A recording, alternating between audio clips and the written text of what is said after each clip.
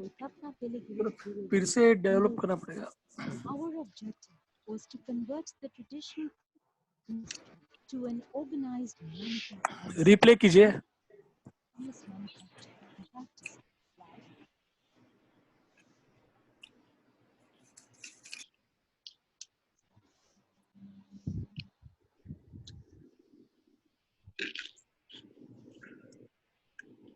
The Toyota way of manufacturing, and just in time. We started with mapping all major processes, from managing various components required at different stages of manufacturing. This resulted in reducing the lead time and inventory holding days from 21 days to 15 days. It was our conscious decision to progress towards world-class manufacturing and also assuring that the heart of Indian craft handmade jewelry be untouched and authentic as it has been. In 2014, we started a new manufacturing center with the support of our client, which is India's best retail chain. So, we set up a centrally air-conditioned craft room, a hostel, with canteen facilities for carigars with no cost for them, while we keep safety as our utmost priority. As a part of our Karigar welfare program, we conduct yoga training, set up free medical checkup camps, and also support education for Karigars children by providing them their school fees. We also started a women empowerment program where we initially trained 20 local women individually. The improvement in productivity and earnings of Karigar was visible in as well. It also with work safety. Things started to change for us rapidly after we registered for MSME and currently certified with ISO 9001 2015. We then took a step ahead and got our CRISIL and SMETA rating far confidence boosted because of such wonderful results. Our primary focus was to improve per Karigar production capacity. As per industry standards, an average Karigar produces about 600 grams per month. Our target was to push it to 1.8 kilograms per month, which we successfully achieved because of all these practices. And so, this was the journey that brought us here to showcase our point of view. We formed the first ever lean management task in the jewelry industry called HJM, where our lean management gets 80% financial support to implement and sustain industrial best practices led by world-class consultants. The results were simply outstanding. The lead came down to 7, 9, and 12 days based on the complexity of the product. Inventory holding days came down to 10 days, also to per kg cut.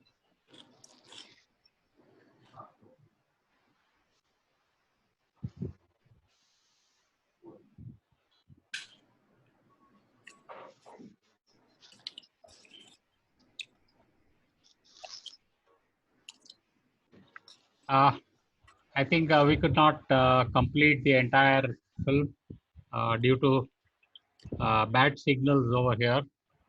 And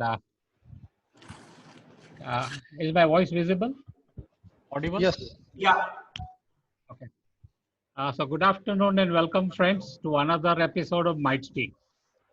This is our 48th webinar, and today's subject is a very interesting one as we discuss about the policy, the process, the actual game-changing capabilities of the MSME that very few are aware of, and the manner in which it can actually change the entire industry into a zero effect, zero defect industry.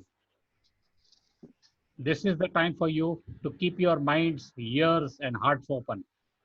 We have some very dedicated and knowledgeable people in our panel to show their experiences on how they changed their businesses and they brought about big changes in their factories and how they got into the MSME and that helped them change the entire way in which they operated. So we have with us Kamlesh Vyas and Rajesh Vyas, two people of one family who run the group Mars, which is a jewelry manufacturing group having its units Mars Jewels at Hosur in Tamil Nadu and Rams Jewels in Mumbai. Both units jointly have a manufacturing capacity of 2 tons of handmade jewelry per year with about 250 skilled karigars. They started off in 2003, preserving the art of handmade jewelry, manufacturing and making jewelry through the Mars Jewels, which is India's first manufacturing unit to get a zero defect, zero effect certificate. They also have ISO 9001 awarded to them in 2015, and they are India's first gold jewelry lean manufacturing cluster in lean management called AJMA under the Ministry of MSME and NPC, Government of India. They have also certified their karigars under the Pradhan Mantri Kaushal Vikas Yojana with the support of GJSCI under the program Recognized Prior Learning. Rams Jewels has a plan of a second lean manufacturing cluster in Mumbai, which is called Mumbai MSME Jewelers Association, that expects an approval very soon from the Ministry of MSME.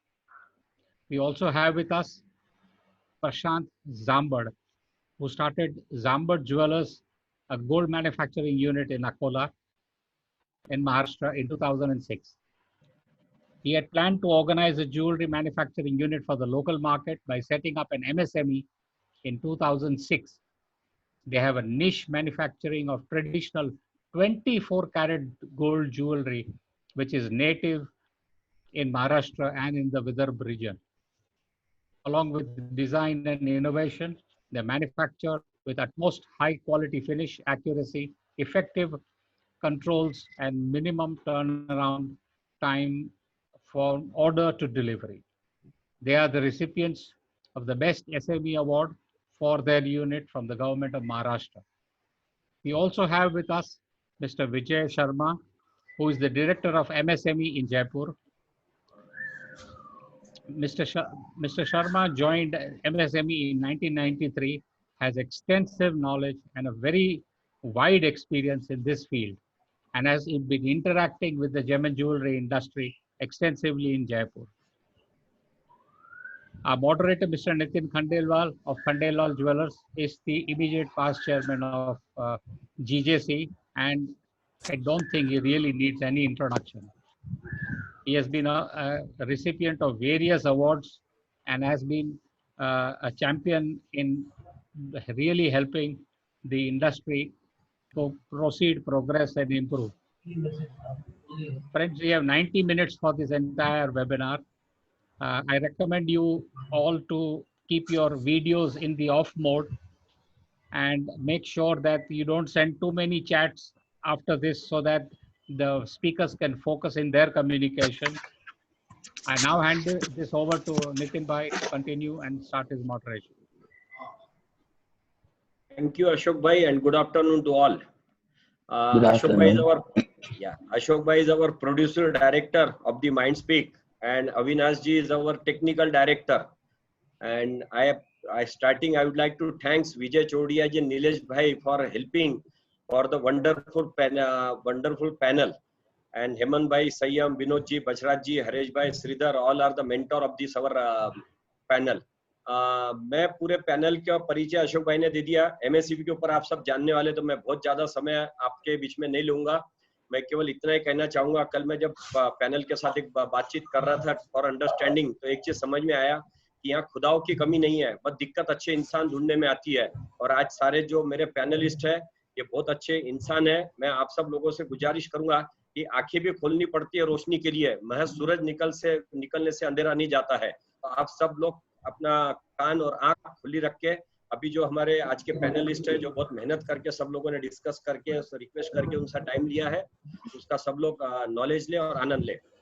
मैं सीधा subject की ओर आना चाहता हूँ। पहले मैं राजेश जी और शर्मा जी आप दोनों से जानना चाहूंगा। पहले मैं राजेश से जानना चाहूंगा ये एमएसएमई है क्या, और भारत के जीडीपी में एमएसएमई का हिस्सा क्या है, ये आप थोड़ा सा स्टार्टिंग में हम लोगों को बताएं जरा प्लीज।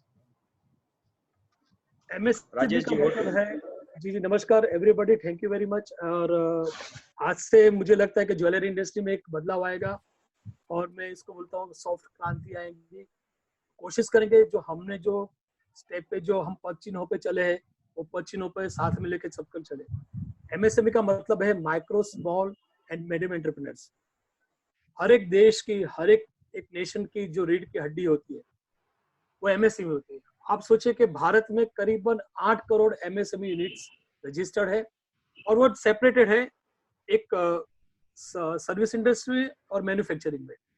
और हमारे भारत का जीडीपी का टोटल 38% हिस्सा एमएसएमई के साथ में जाता है और करीबन 25% ऑफ एक्सपोर्ट्स एमएसएमई के थ्रू हो रहा है। अगर हमारी कोशिश है भारत गवर्नमेंट की के राष्ट्रीय इंडियन गवर्नमेंट की एमएसएमई को और बढ़ावा दिया जाए। उनको एमएसएमई को जो कॉम्पिटिटिव वर्ड है जो हमें मीन्स बहुत से कुछ क्वालिटी में, प्रोडक्शन में, मैनेजमेंट में, मशीनरी में इन्वेस्टमेंट करने पड़ते हैं। एमएसएमई का मतलब नहीं कि आप बड़ा यूनिट हो, आप दो जन का भी यूनिट हो सकता है, वो भी माइक्रो गिना जाता है, स्मॉल भी गिना जाता है और मीडियम गिना जाता है। तो उसमें क्या है कि government is trying to encourage and support and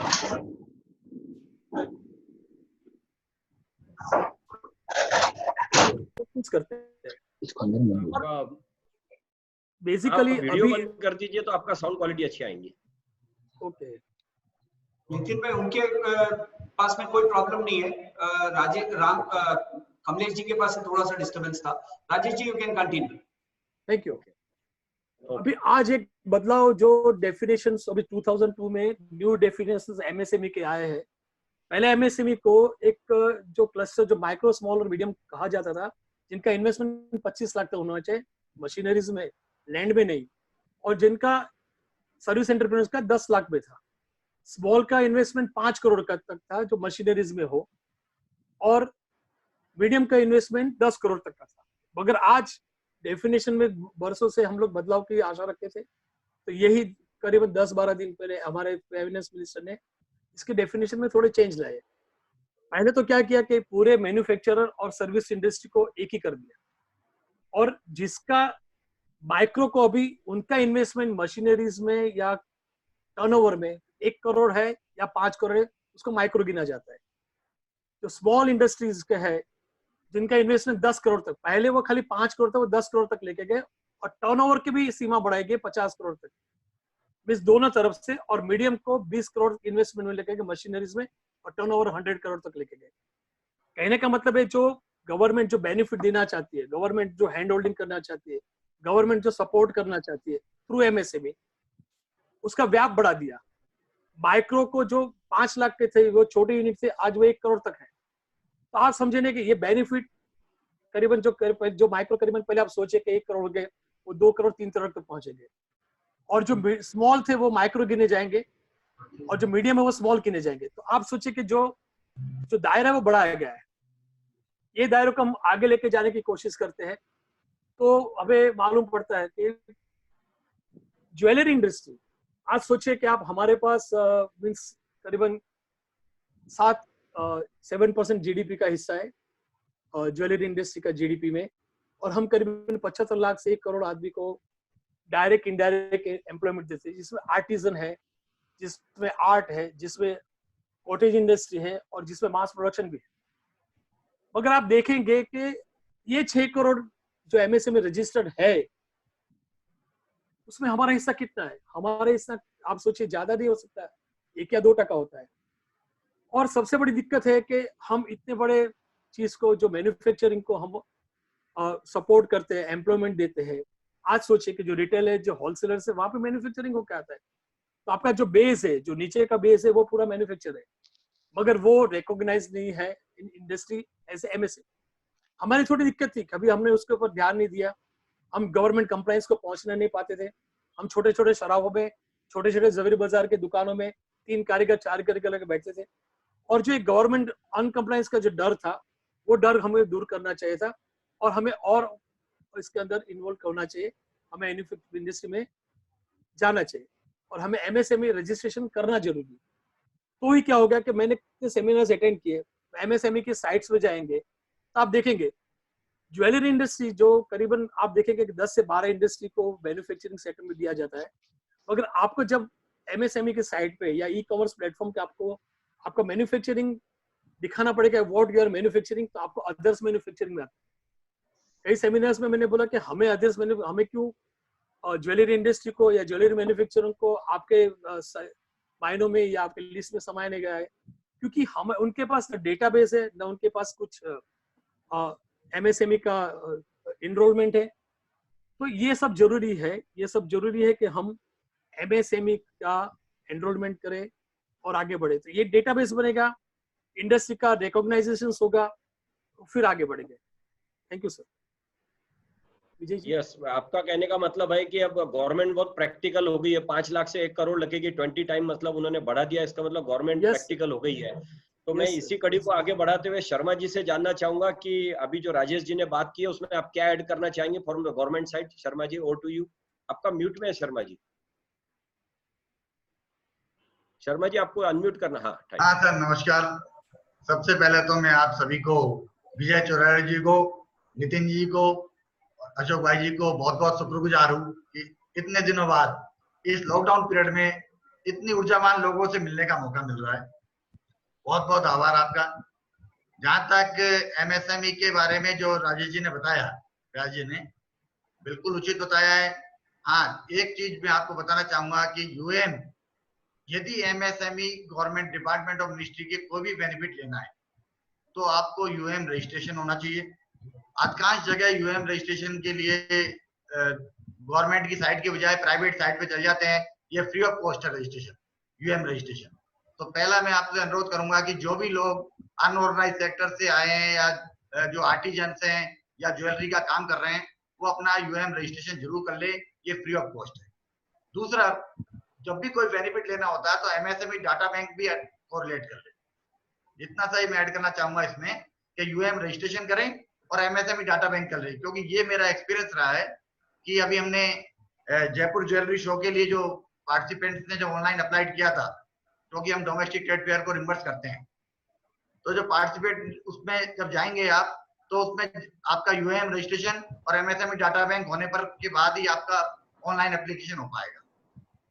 तो इस चीज को आप एड ऑन करें कि यूएम रजिस्ट्रेशन का बहुत बड़ा इंपॉर्टेंस है।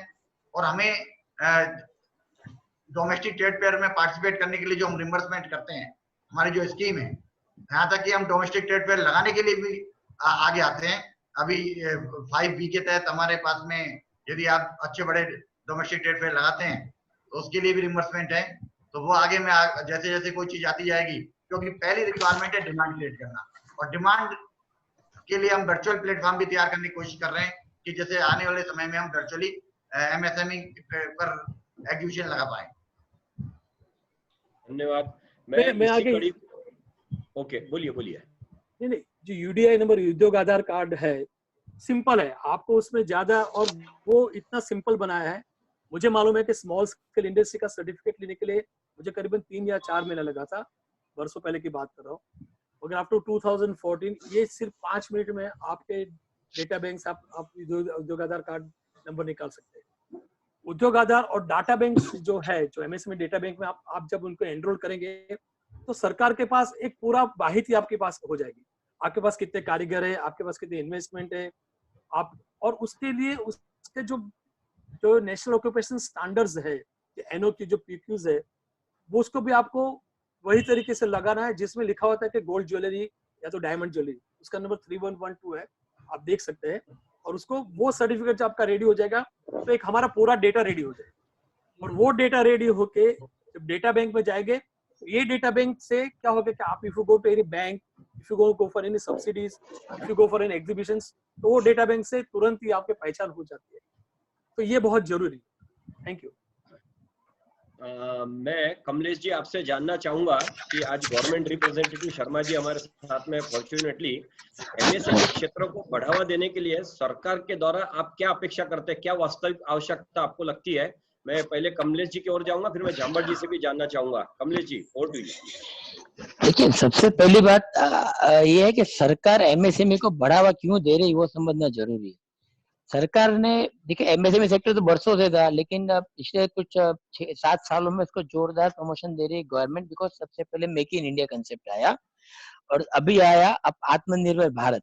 मेक इन इंडिया मतलब गो ग्लोबल। हम कभी भी कंपेयर और कंट्री से करते हैं जो प्रोडक्शन में मास्टर है, चाइना है, कोई भी नाम ले लीजिए आप, तो हम गवर्नमेंट चाहती है कि हमारी जो इंडस्ट्रीज है सारी, चाहे ऑटोमोबाइल हो, चाहे प्लास्टिक और रबर हो, ज्वेलरी हो, सभी इंडस्ट्री जो एमएसएमई चलाते हैं। जैसे कोई कार कंपनी होती है बड़ी, लेट से मारुति, तो मारुति तो सिर्फ असेंबली मारुति कार बेचती है, उसके नीचे बहुत सारे उनके वेंडर्स होते हैं, वो सारे एमएसएमई होते हैं। ऐसे हर एक इंडस्ट्री के वेंडर्स अपने आप स्वावलंबी हो, अपने आप को मजबूत करे और आगे बढ़े, जो इंटरनेशनल स्टैंडर्ड्स में हमारे एक्सपोर्ट बढ़े, जीडीपी में हमारा शेयर बढ़े, ये सब प्रायोरिटी के लिए गवर्नमेंट सपोर्ट करती है एमएसएमई को, वो सबसे इम्पोर्टेंट चीज है। अब गवर्नमेंट, देखिए एमएसएमई का मतलब लोन नहीं है, MSME does not mean loan. MSME एक छोटे मैन्युफैक्चरर को सपोर्ट करती है, जो जिसके सपोर्ट और माध्यम से वो और आगे बढ़े, उसकी सिस्टम डेवलप हो, प्रोसेस इंप्रूवमेंट हो, उसकी हर एक काम में सहायता इनडायरेक्ट मिलती है। तो वो सहायता लेकर के वो जो छोटा मैन्युफैक्चरर है वो बड़ा होके आगे बढ़ सकता है, उसकी प्रायोरिटी है। क्योंकि हमें ग्लोबल जाना ही है, हमें एक्सपोर्ट बढ़ाना है, हमको दुनिया भर में शेयर करना है। अभी आत्मनिर्भर भारत हुआ तो हमें भी उस तरह की चीजें इंडिया में कंजम्पशन के लिए खड़ी करनी है। गवर्नमेंट एमएसएमई को सिर्फ फाइनेंशियल सपोर्ट नहीं करती है, गवर्नमेंट एमएसएमई को प्रोत्साहन देती है कि आप अपने मैन्युफैक्चरिंग सेटअप को और ऊपर बहुत सुंदर और बढ़िया बनाए, जिससे हमारी दुनिया विश्व भर में हमारा नाम हो। ये मेरी सोच है। आप शर्मा जी आप कुछ बोल सकते हैं? हाँ कमलेश जी, आपने जो बताया हाँ जी। तो हमारे प्रधानमंत्री जी ने जो आत्मनिर्भर भारत के बारे में बताया है, उन्होंने 4-5 पिलर जो बताया, इकोनॉमी, इंफ्रास्ट्रक्चर, आपका टेक्नोलॉजी, डेमोग्राफी और डिमांड। मैंने एक इसको बहुत अच्छी तरह आपको केस स्टडी में दिया, आप समझना चाहेंगे। पहले डिमांड बढ़ती है, उस डिमांड को पूरा करने के लिए डेमोग्राफिकली कोई हर आदमी नहीं कर सकता उस डिमांड को पूरा। जो कुछ पहले से तैयार होता है, एंटीसिपेटेड करके तैयार रहता है, एज एन एंटरप्रेन्योर उस डिमांड को पूरा करने के लिए पहले से उसके पास में सर्टिफिकेशंस होते हैं, इंफ्रास्ट्रक्चर होता है, और नहीं होता तो उसको पता होता है कि मैं कहां से उसको पूरा कर पाऊंगा। उसके बाद में टेक्नोलॉजी बहुत ही इंपॉर्टेंट पैरामीटर्स है। मैं तो आप लोगों से अनुरोध करूंगा कि हमारी जो स्कीम है, credit link capital subsidy scheme, बहुत ही इंपॉर्टेंट स्कीम है। दूसरा, हमारे टेक्नोलॉजी रिसोर्स सेंटर, आप सभी ज्वेलर्स से जो इस इंडस्ट्री में, मैं अनुरोध करूंगा कि एक बार हमारे टेक्नोलॉजी रिसोर्स सेंटर्स को जरूर विजिट करें, हो सकता है आपके लिए बहुत काम की चीज हो। इसी तरीके से जो इंफ्रास्ट्रक्चर और जो इकोनॉमी है, ये पांचों पिलर को एक साथ जब जोड़ेंगे जब जाके इकोनॉमी में कन्वर्ट होगा। मतलब एक एक को अलग अलग मत देखिए, इनको पांचों पिलर को एक साथ मिला के काम करेंगे तो इकोनॉमी में कन्वर्ट हो जाएंगे। सर इंडिया में ये लेवल पे आज की डेट में ऑटोमोबाइल इंडस्ट्री और प्लास्टिक इंडस्ट्री बहुत जोर से काम कर रही है, वहां पे गवर्नमेंट का फुल सपोर्ट उनको दिया गया है, चाहे लैंड, लेबर, कैपिटल या टेक्नोलॉजी, इंफ्रास्ट्रक्चर, सब में गवर्नमेंट एमएसएमई को सपोर्ट करती है और वो बहुत ही बढ़िया से इसको यूटिलाइज करते हैं। जैसे मैं आपको बताऊं सर, हम 2-3 एमएसएमई एसोसिएशन मेंबर है, वे आर मेंबर्स ऑफ, जहां पर सर एक भी ज्वेलर नहीं है, आप समझे, सारे अदर इंडस्ट्री वाले, हम भी उनसे सीखते हैं, हमको नॉलेज हमने उनसे प्राप्त की है। और ऐसे ऐसे जहाँ पे 12-12 हजार मेंबर्स है हमारे। तो ये अवेयरनेस जरूरी है और गवर्नमेंट क्या कर रही है उसके लिए हमको खोल के सामने आना जरूरी है। Right sir? नहीं, जो आप बता रहे हैं कमलेश जी, अमर जी, हाँ, मैं आपसे भी जानना चाहूंगा इसमें कि आपकी क्या एक्सपेक्टेशंस है एमएसएमई को। मैं आपको देख रहा हूँ 20 साल से आप इसका लाभ ले रहे हैं। मेरे को ऐसा लगता है कि कहीं ना कहीं सभी लोगों के मन में द्वंद्व है कि बड़े लोग ही सिर्फ एमएसएमई कर सकते हैं। मैं खुद 25-20 कारीगर लेके एमएसएमई चला रहा हूँ गए 20 साल से, और इसका बहुत अच्छा फायदा हुआ है। और सब लोग जब इससे जुड़ेंगे, 2 कारीगर लेके 100 कारीगर, 500 कारीगर, सब लोग जब जुड़ेंगे इससे, तो सभी लोगों को इसका डाटा मिलेगा, गवर्नमेंट को डाटा मिलेगा। और जब गवर्नमेंट डाटा जाएगा, अपनी इंडस्ट्री लगभग बहुत अच्छा एक्सपोर्ट करती है, बहुत अच्छा कंट्रीब्यूशन इकोनॉमी को करती है, लेकिन उसके बदले हम कभी डिमांड नहीं कर सकते। क्यों? उसका एक ही वजह है कि हम लोग रजिस्टर होना चाहते नहीं। हम लोग रजिस्टर हो जाएंगे तो बहुत ऐसी चीज है, जैसे थ्रस्ट एरिया है इंडिया का, थ्रस्ट एरिया में ज्वेलरी सेक्टर का नाम कहीं नहीं है, जो कि बहुत जरूरी आना, उससे अपने को बहुत से बेनिफिट मिलेंगे। कई सेक्टर में प्रायोरिटी मिलेगी, लोन मिलने में, कोई सब्सिडी होने में, और गवर्नमेंट की तरफ से हमको बहुत चीजें ऑलरेडी, बहुत स्कीमें हैं, लेकिन हम लोग सिर्फ नॉलेज नहीं होने की वजह से, उनका जो अनुभव लेना चाहिए या उसका फायदा लेना चाहिए, हम लोग ले नहीं पा रहे हैं। तो कोशिश ये करें सभी लोग, चाहे वो ज्वेलर हो, मैन्युफैक्चरर हो, ट्रेडर हो, कहीं ना कहीं एसएमई में बैठता है, कोशिश ये करें कि सबसे पहले रजिस्टर हो जाए। रजिस्टर होना बहुत ही आसान है, जैसे कमलेश जी ने बताया, राजेश जी ने बताया, 15 मिनट का समय है। आपका आधार कार्ड, आपका पैन कार्ड और आपका शॉप एक्ट या जो भी आपको एक डॉक्यूमेंट लगता है तीसरा, इसके अलावा कोई डॉक्यूमेंट गवर्नमेंट मांगती नहीं है, ऑनलाइन घर बैठे आप कर सकते हो। तो बेटर है कि सब लोग पहले रजिस्टर हो जाए। रजिस्टर होते से अपना वहाँ डाटा बढ़ेगा, अपना नंबर बढ़ेगा, तो अपने आप सरकार जागेगी, सरकार के पास अपन मांगने के हकदार होंगे और बहुत चीज अपने को मिल सकती है। ऑलरेडी छोटी छोटी चीजें इतनी है उसमें कि हम लोग गिनना मुश्किल है कितनी गवर्नमेंट स्कीमें दे रही है जिसका उपयोग हम लोग नहीं कर पा रहे हैं, सिर्फ नॉलेज नहीं होने की वजह से। और इसमें ऐसा कुछ भी नहीं है नया नया यूनिट पुराना यूनिट, सभी को अपन डेवलपमेंट के लिए रियम्बर्स करते हैं, वो नया यूनिट चलाना उसके लिए करते हैं, आपको एक्सपांशन करना उसके लिए भी स्कीम है। हर चीज के लिए गवर्नमेंट के पास स्कीम है, सिर्फ अपने को उसका उपयोग और फायदा नॉलेज लेके लेना पड़ेगा। जब तक अपन वो कोशिश नहीं करेंगे, सीखना है, तैरना सीखना है, तो इसमें स्विमिंग पूल में कूदना ही पड़ेगा। सिर्फ पढ़ने से या समझने से ये नहीं होगा, इसमें सभी को रजिस्ट्रेशन करके, जब तक हम रजिस्ट्रेशन नहीं करेंगे तो ये सीखना समझना और इसका फायदा लेना संभव नहीं है। तो मेरी सबसे यही रिक्वेस्ट रहेगी, सभी लोग रजिस्टर करें और कहीं ना कहीं अपन एसोसिएशन के माध्यम से भी ऐसा कोई कैंपेन चलाए कि सभी लोग एक बार रजिस्ट्रेशन हो जाए, तो अपने को कहीं ना कहीं अपन बहुत चीजें डिमांड कर सकेंगे और जो ऑलरेडी है एग्जिस्टिंग है उसका बेनिफिट अपन ले सके। मैं आपकी बात से सहमत इसलिए हूं कि कल जब मैंने आप लोगों से बातचीत किया, मैंने खुद ने रजिस्ट्रेशन किया और 14 मिनट के अंदर मेरा रजिस्ट्रेशन हो गया।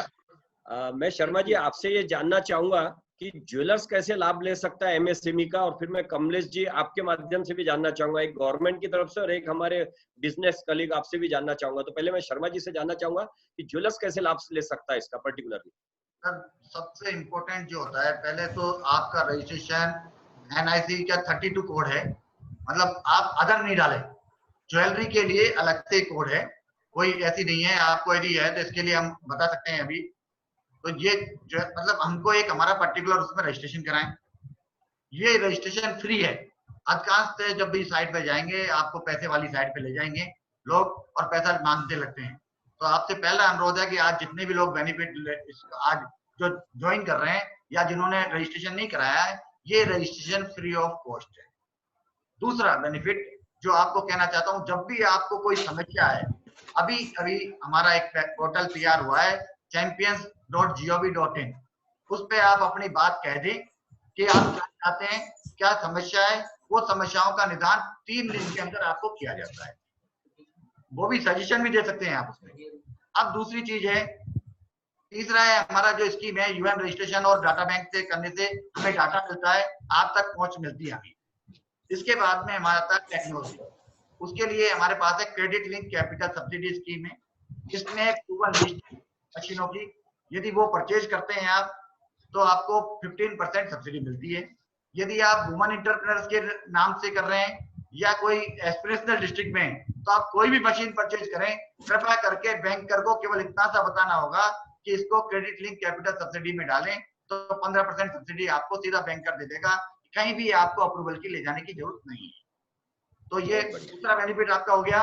तीसरा बेनिफिट जिसको मैं कहना चाहता हूं कि आप में से यदि कोई भी मेहनत करके, मेरा जो क्लस्टर का प्रोग्राम है क्लस्टर डेवलपमेंट, इसमें 70 to 90% ग्रांट होती है। डिस्ट्रिक्ट लेवल पर आप ऐसा क्लस्टर बना सकते हैं और एक क्लस्टर बना के उसको मल्टीप्लाइड कर सकते हैं ऑल ओवर इंडिया। जो क्लस्टर डेवलपमेंट का प्रोग्राम है उसकी मेरे पास स्कीम है, पूरा डिटेल गाइडलाइन है, कोई दिक्कत नहीं है। गडकरी जी जैसे मंत्री है हमारे, तो आप ये मान के चलिए कि इतना प्रॉम्प्ट डिस्पोजेबल होगा अब कि क्लस्टर के रूप में आप 20 करोड़ तक का क्लस्टर है, 20 करोड़ तक का प्लांट एंड मशीनरी में ला सकते हो आप। उस 20 करोड़ में से आपको 90% तक ग्रांट है, तो 80% तो मान के चलिए ग्रांट मिल जाएगी।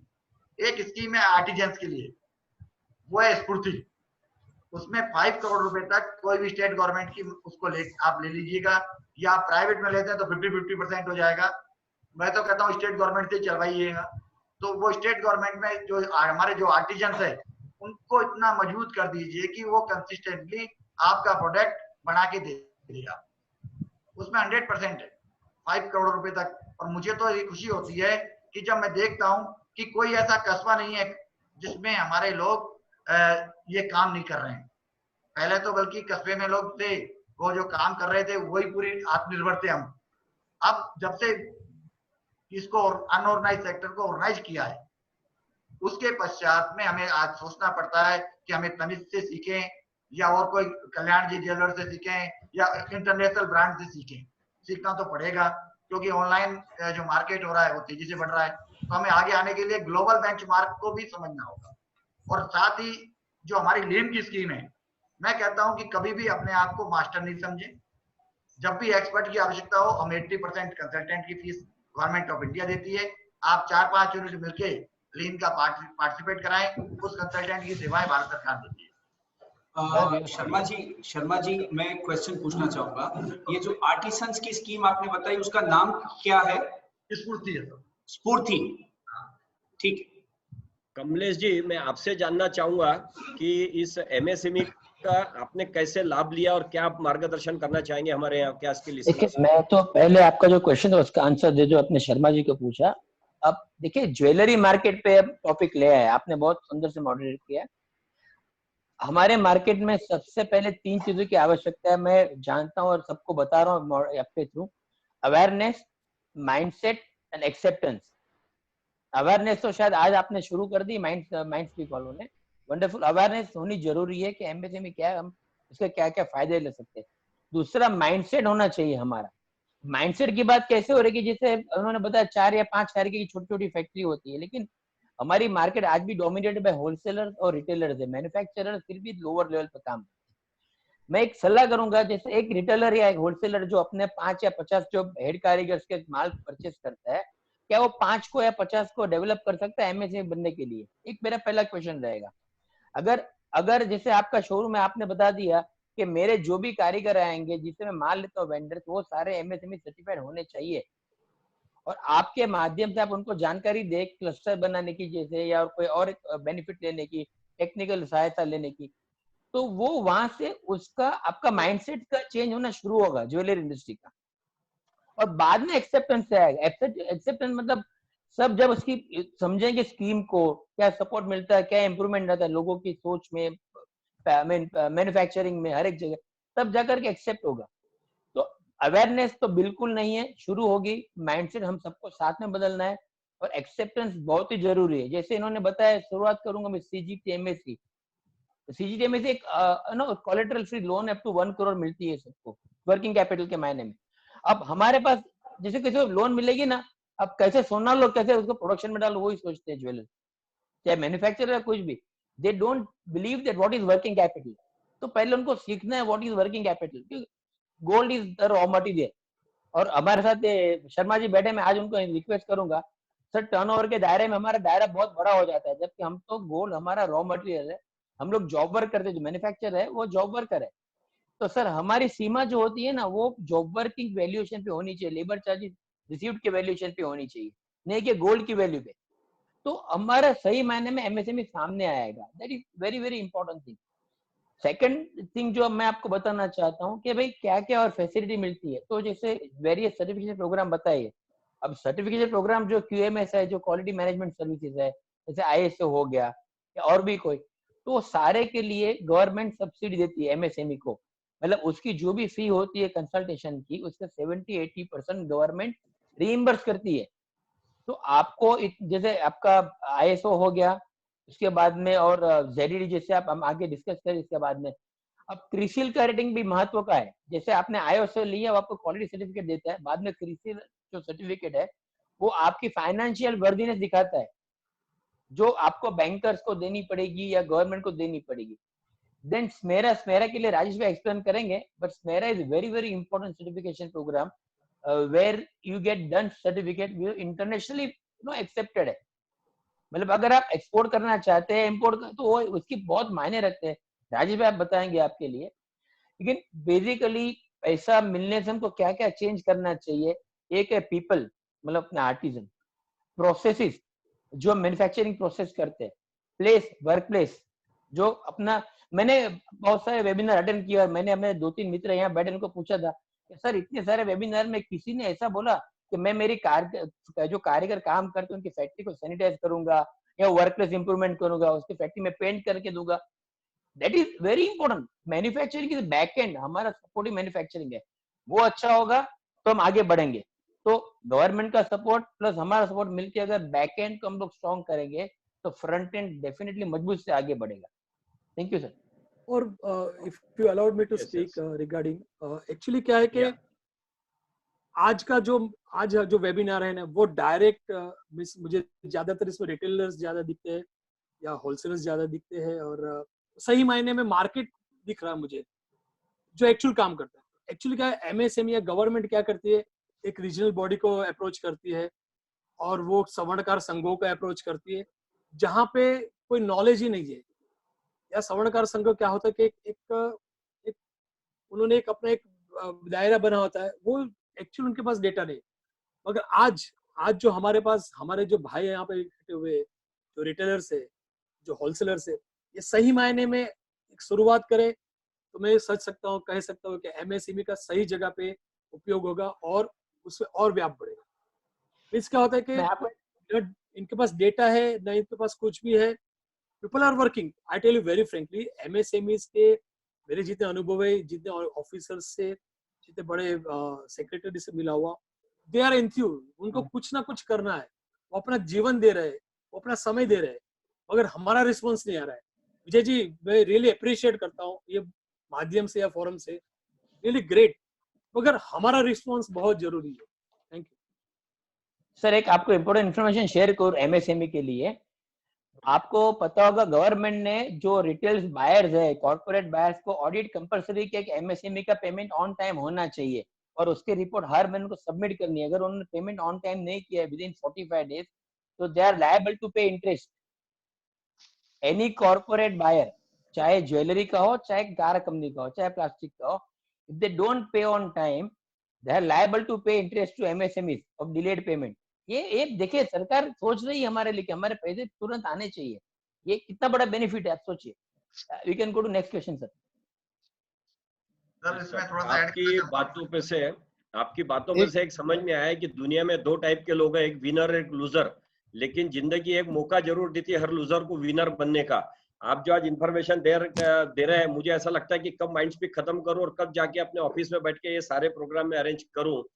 मैं आपसे एक और चीज जानना चाहूंगा कमलेश जी, कल मैं आपसे बात कर रहा था, आपके बारे में काफी सुना था, आपके कंपनी में एमएसएमई से क्या कैसे फायदा हुआ, ये आप अगर शेयर करेंगे आपका अनुभव तो वो सब लोगों के लिए एक और इंस्पिरेशन रहेगा। फिर मैं कमलेश शर्मा जी से भी जानना चाहूंगा।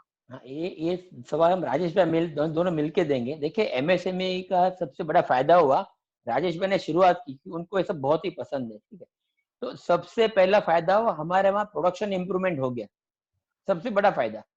दूसरा इन्वेंट्री मैनेजमेंट जो मेरा था, गोल्ड को हम लोग जो मार्केट में रोल बोलते हैं, कितने रोल करेगा, कितनी बार घुमाएगा, common term used by people in market, मैं उसको बोलूंगा इन्वेंट्री मैनेजमेंट, बिकॉज गोल्ड बहुत महंगी इन्वेंट्री है। इन्वेंट्री रिडक्शन मेरा आप मानेंगे नहीं सर, 21 डेज का जो साइकिल था गोल्ड इन्वेंट्री का, हम लोग आज 10 दिन पे ले आए इन 3 पार्ट्स। आप समझिए कितना बड़ा सेविंग होता है। दूसरा हमने लोगों को एजुकेट किया, हमारे कारीगर आज अब आत्मनिर्भर है, मैं ऐसा बोल सकता हूँ, आत्मनिर्भर भारत के पहले मेरे कारीगर आत्मनिर्भर है। हम लोग ये बोल सकते हैं कि हमारे कारीगर की एवरेज अर्निंग की महीने की कम से कम 30 से 35 हजार रुपए इन कैश। अब सब ऑफिशियल है सारा। दूसरी बात, हमने क्वालिटी अवेयरनेस प्रोग्राम जो हमारे अंदर किए, हमारे फैक्ट्री के अंदर, उसकी वजह से हमने देखिए कितनी चीज अटेंड की है। हमारे पास एक बोर्ड है SQDCME, S for safety, Q for quality, D for delivery, C for cost, M for moral और E फॉर एनवायरमेंट। देखिए ये सारी चीजें जुड़कर क्योंकि इंडस्ट्री चलती है, सिर्फ पैसा कमाने से इंडस्ट्री नहीं चलती है। वी आर नॉट कैपिटलिस्ट, तो हमको अर्थ को भी उतना ही वापस देना है जितना हमको जेब में साथ में लेके जाना है। तो ये हमको सबसे बड़ा एडवांटेज हुआ है, आप समझिए।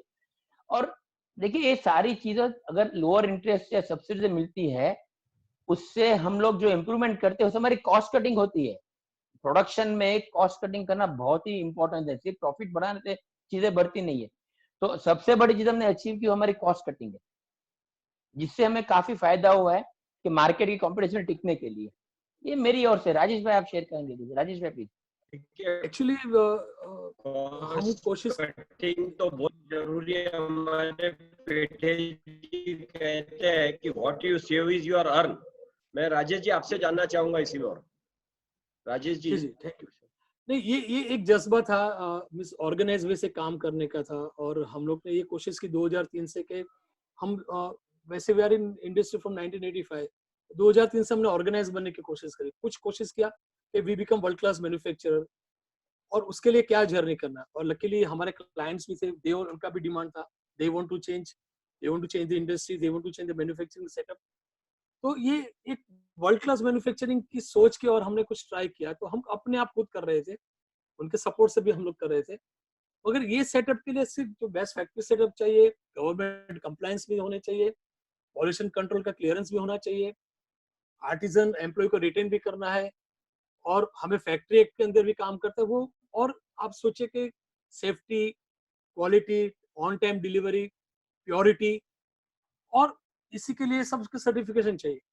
हम कोशिश कर रहे थे, ये 10-12 साल तक चला, और हमें 2014 में जब पहली बार मैंने मेक इन इंडिया में जाके मैंने देखा कि मेक इन इंडिया वीक था मुंबई में 2016 में, तो वहां पे जाके जाके जब मैंने देखा कि बहुत से सेमिनार्स हो रहे हैं, एक वेस्ट मैनेजमेंट का लड़का आके बोलता है want to do 2000 crore business, वो शिवराज से चौहान से या किसी भी मिनिस्टर से जो वहां पे जाके बात करते हैं, गवर्नमेंट को इनको इनवाइट करते हैं, प्लीज कम तुम्हारे पीतमपुर आइए, आप हमारे क्लस्टर्स में आइए।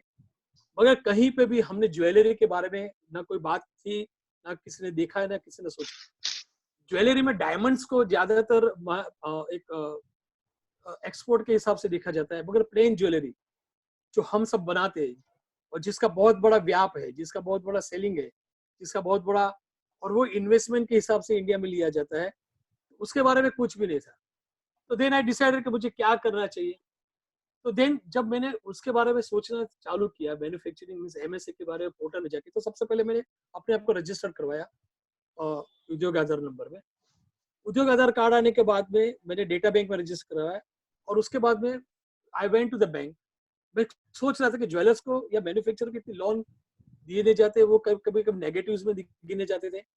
जब मैंने प्रोड्यूस किया under the credit guarantee fund trust जो फंड है, एक बिना कोलेटरल क्यों दिया जाता है वो भी समझाओ। ये जो क्रेडिट गारंटी है, आपकी कोलेटरल, आपकी लोन की गारंटी गवर्नमेंट ऑफ इंडिया लेती है, जो क्रेडिट गारंटी ट्रस्ट फंड में गिना जाता है, और आप वहां पे फेल हो गए तो 85% ऑफ द वो बैंक उसको रिइंबर्स करते हैं।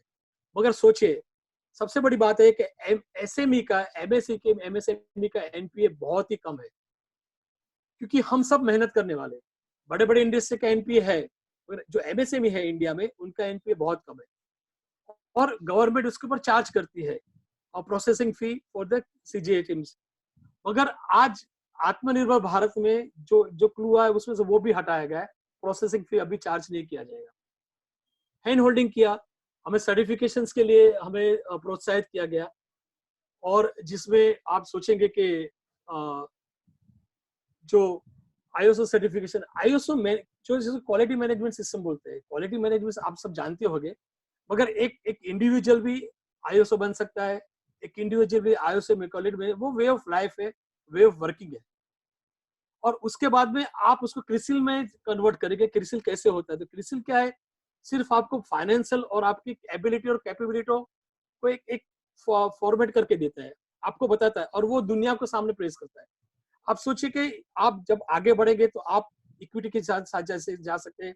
आईपीओ, एसएमई का स्पेशल आईपीओ जो छोटे छोटे इक्विटी या छोटे छोटे फंड्स में बनाए जाते हैं, आप सोचिए कहाँ तक पहुंच सकते हैं आप। सेकंड थिंग, क्रिसिल के साथ में मैंने स्मेरा रेटिंग का ट्राई किया। स्पेरा रेटिंग में एक सबसे बड़ा है डी&बी, जो डंस नंबर होता है। डंस नंबर आपको दिया जाता है, वो इंटरनेशनल नंबर्स दिए जाते हैं। तो कोई भी मैन्युफैक्चरर, कोई भी जैसे वॉलमार्ट है, कोई भी है, आपके पास आना चाहते हैं, तो डंस नंबर्स देख के आपका पूरा क्रेडिट रेटिंग वहां से निकलता है, आपकी कैपेसिटी, आपकी और आपका फाइनेंशियल निकाल के आपके पास कॉन्टेक्ट करने की कोशिश। तो ये चीज है जिससे हमने थोड़ा आगे बढ़ा, हमने थोड़ा चेंज करने की कोशिश किया। जैसे कमलेश ने समझाया, मैन्युफैक्चरिंग प्रोसेस में बहुत ही हम लोग ने बदलाव लाए, ऑर्गेनाइज वे से काम करना चालू कर दिया। तो जो 600 ग्राम की जो कैपेसिटी, आप कोई भी कारीगर बोल के वी आर मेकिंग 600 ग्राम, वो हमने उसको 1500 ग्राम लेने की कोशिश की पर मंथ, और वे कारीगर को हम 2 किलो 3 किलो लेके जाने की कोशिश की। तो ये बदलाव है। उसके बाद में लीन और जेडीडी भी है, मगर और उसके बाद अब दूसरे प्रश्न पर जाए, फिर मैं I will come on lean and Z.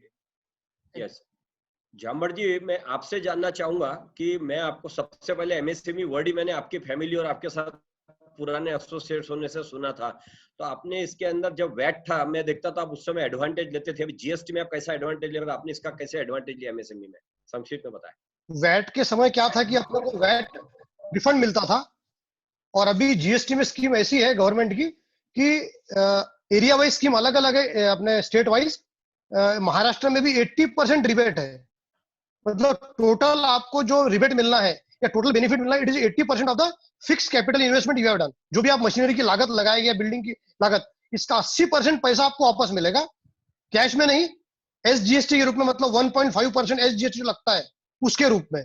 आप क्यूमुलेटिव इफेक्ट भी ले सकते हैं इसका, और करीबन 10 साल के अंतर में आप ले सकते हैं इसको, इक्वली डिवाइडेड 10 ईयर्स।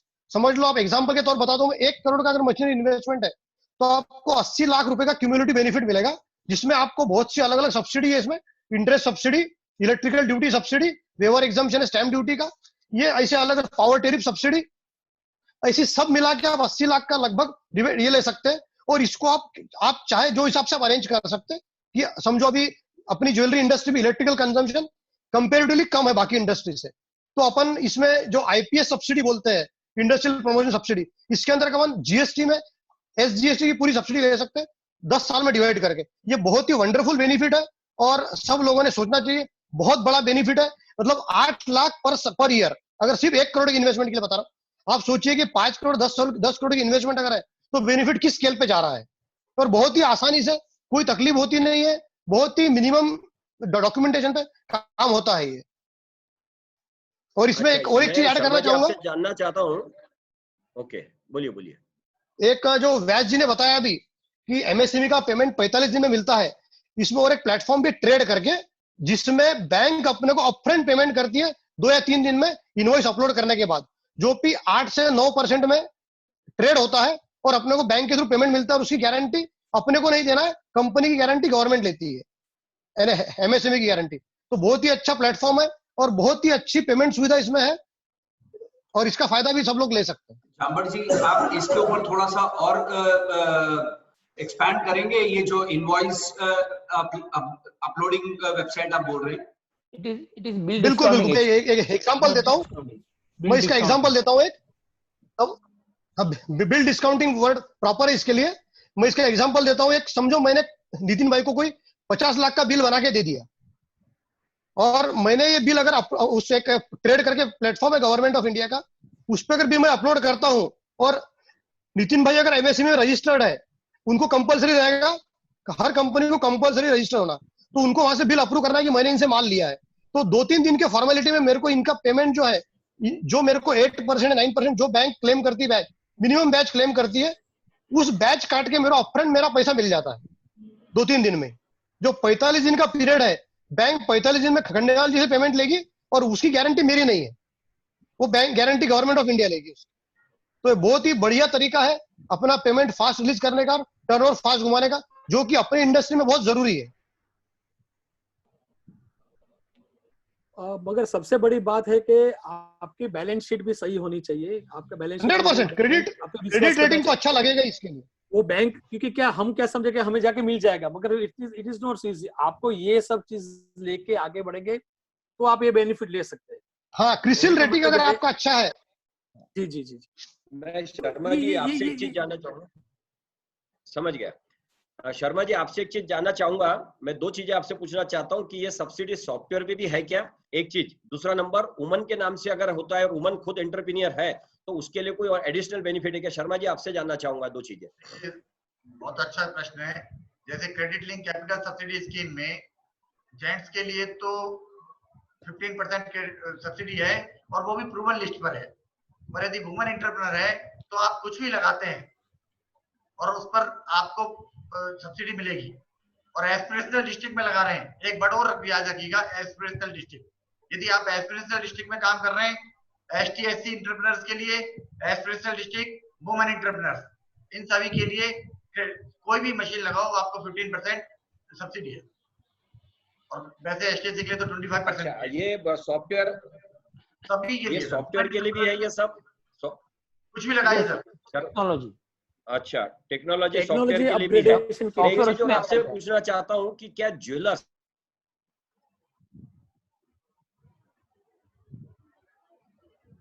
या होलसेलर जो डायरेक्टली मैन्युफैक्चरर नहीं है लेकिन इनडायरेक्टली मैन्युफैक्चरिंग करता ही है, अपने कारागिर को जॉब वर्क के लिए काम देता है, जो कारागिर को मशीनरी के लिए पैसा देता है, ये सारा करता है, तो एक ज्वेलर्स भी है और एक होलसेलर भी हो सकता है इसमें?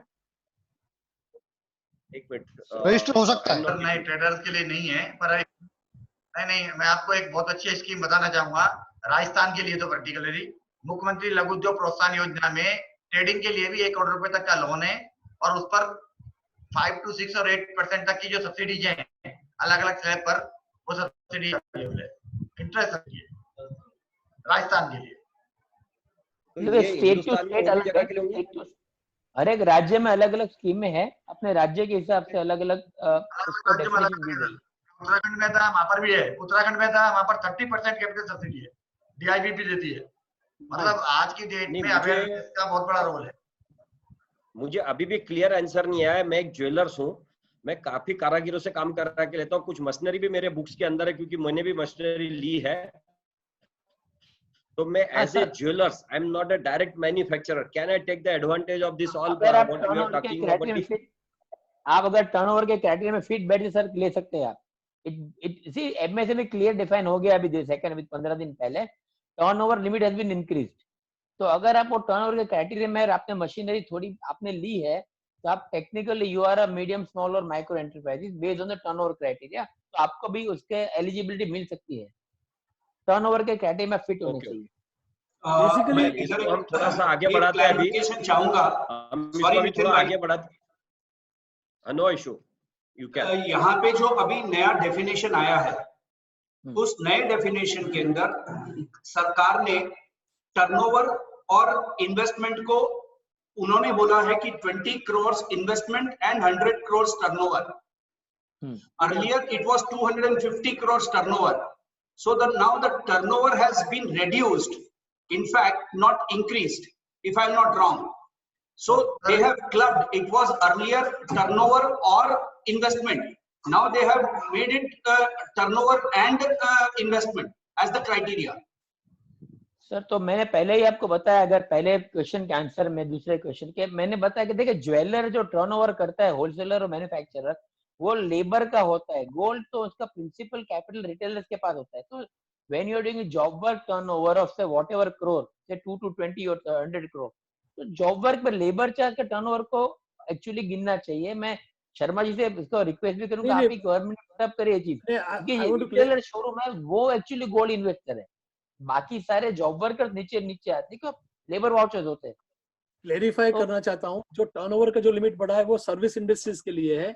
सर्विस इंडस्ट्रीज के पास इतने मशीनरीज नहीं होते, उनके पास कंप्यूटर होते हैं, उनके पास सॉफ्टवेयर होते हैं, उनके पास ऑफिसेज होती है, जैसे हाउसकीपिंग एजेंसी है, जैसे एक ट्रैवल एजेंसी है, जैसे एक बार्बर की शॉप है। इस करे में जो सर्विस प्रोवाइड करते हैं उनके लिए टर्नओवर को लगाया गया है, आप समझिए। और जो ऊपर की जो इन्वेस्टमेंट 20 करोड़ की है वो मशीनरी के लिए। विजय सर आप उस पर एलोबरेट कर सकते हैं, if I am not wrong. हाँ सर, मैं आपको बताना चाहूंगा कि जो प्लांट एंड मशीनरी या कॉस्ट बता रहे हैं ना 1 करोड़ रुपीज, ये cost of plant and machinery है, नो कि लैंड और बिल्डिंग इसमें नहीं है। Yes sir. और जो रॉ मटेरियल है वो भी नहीं है, तो ओनली प्लांट एंड मशीनरी की कॉस्ट को आप कैलकुलेट कीजिएगा, परचेज वैल्यू को। और टर्नओवर लोग इसको टर्नओवर कंप्लीट टर्नओवर काउंट हो रहा था, जो भी आपकी बुक वैल्यू में आएगा।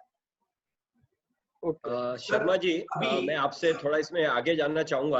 आप लोगों ने 2-3 बार वर्ड यूज किया क्लस्टर डेवलपमेंट। ये सर क्लस्टर डेवलपमेंट का मीनिंग क्या है? ये क्लस्टर डेवलपमेंट क्या चीज होती है?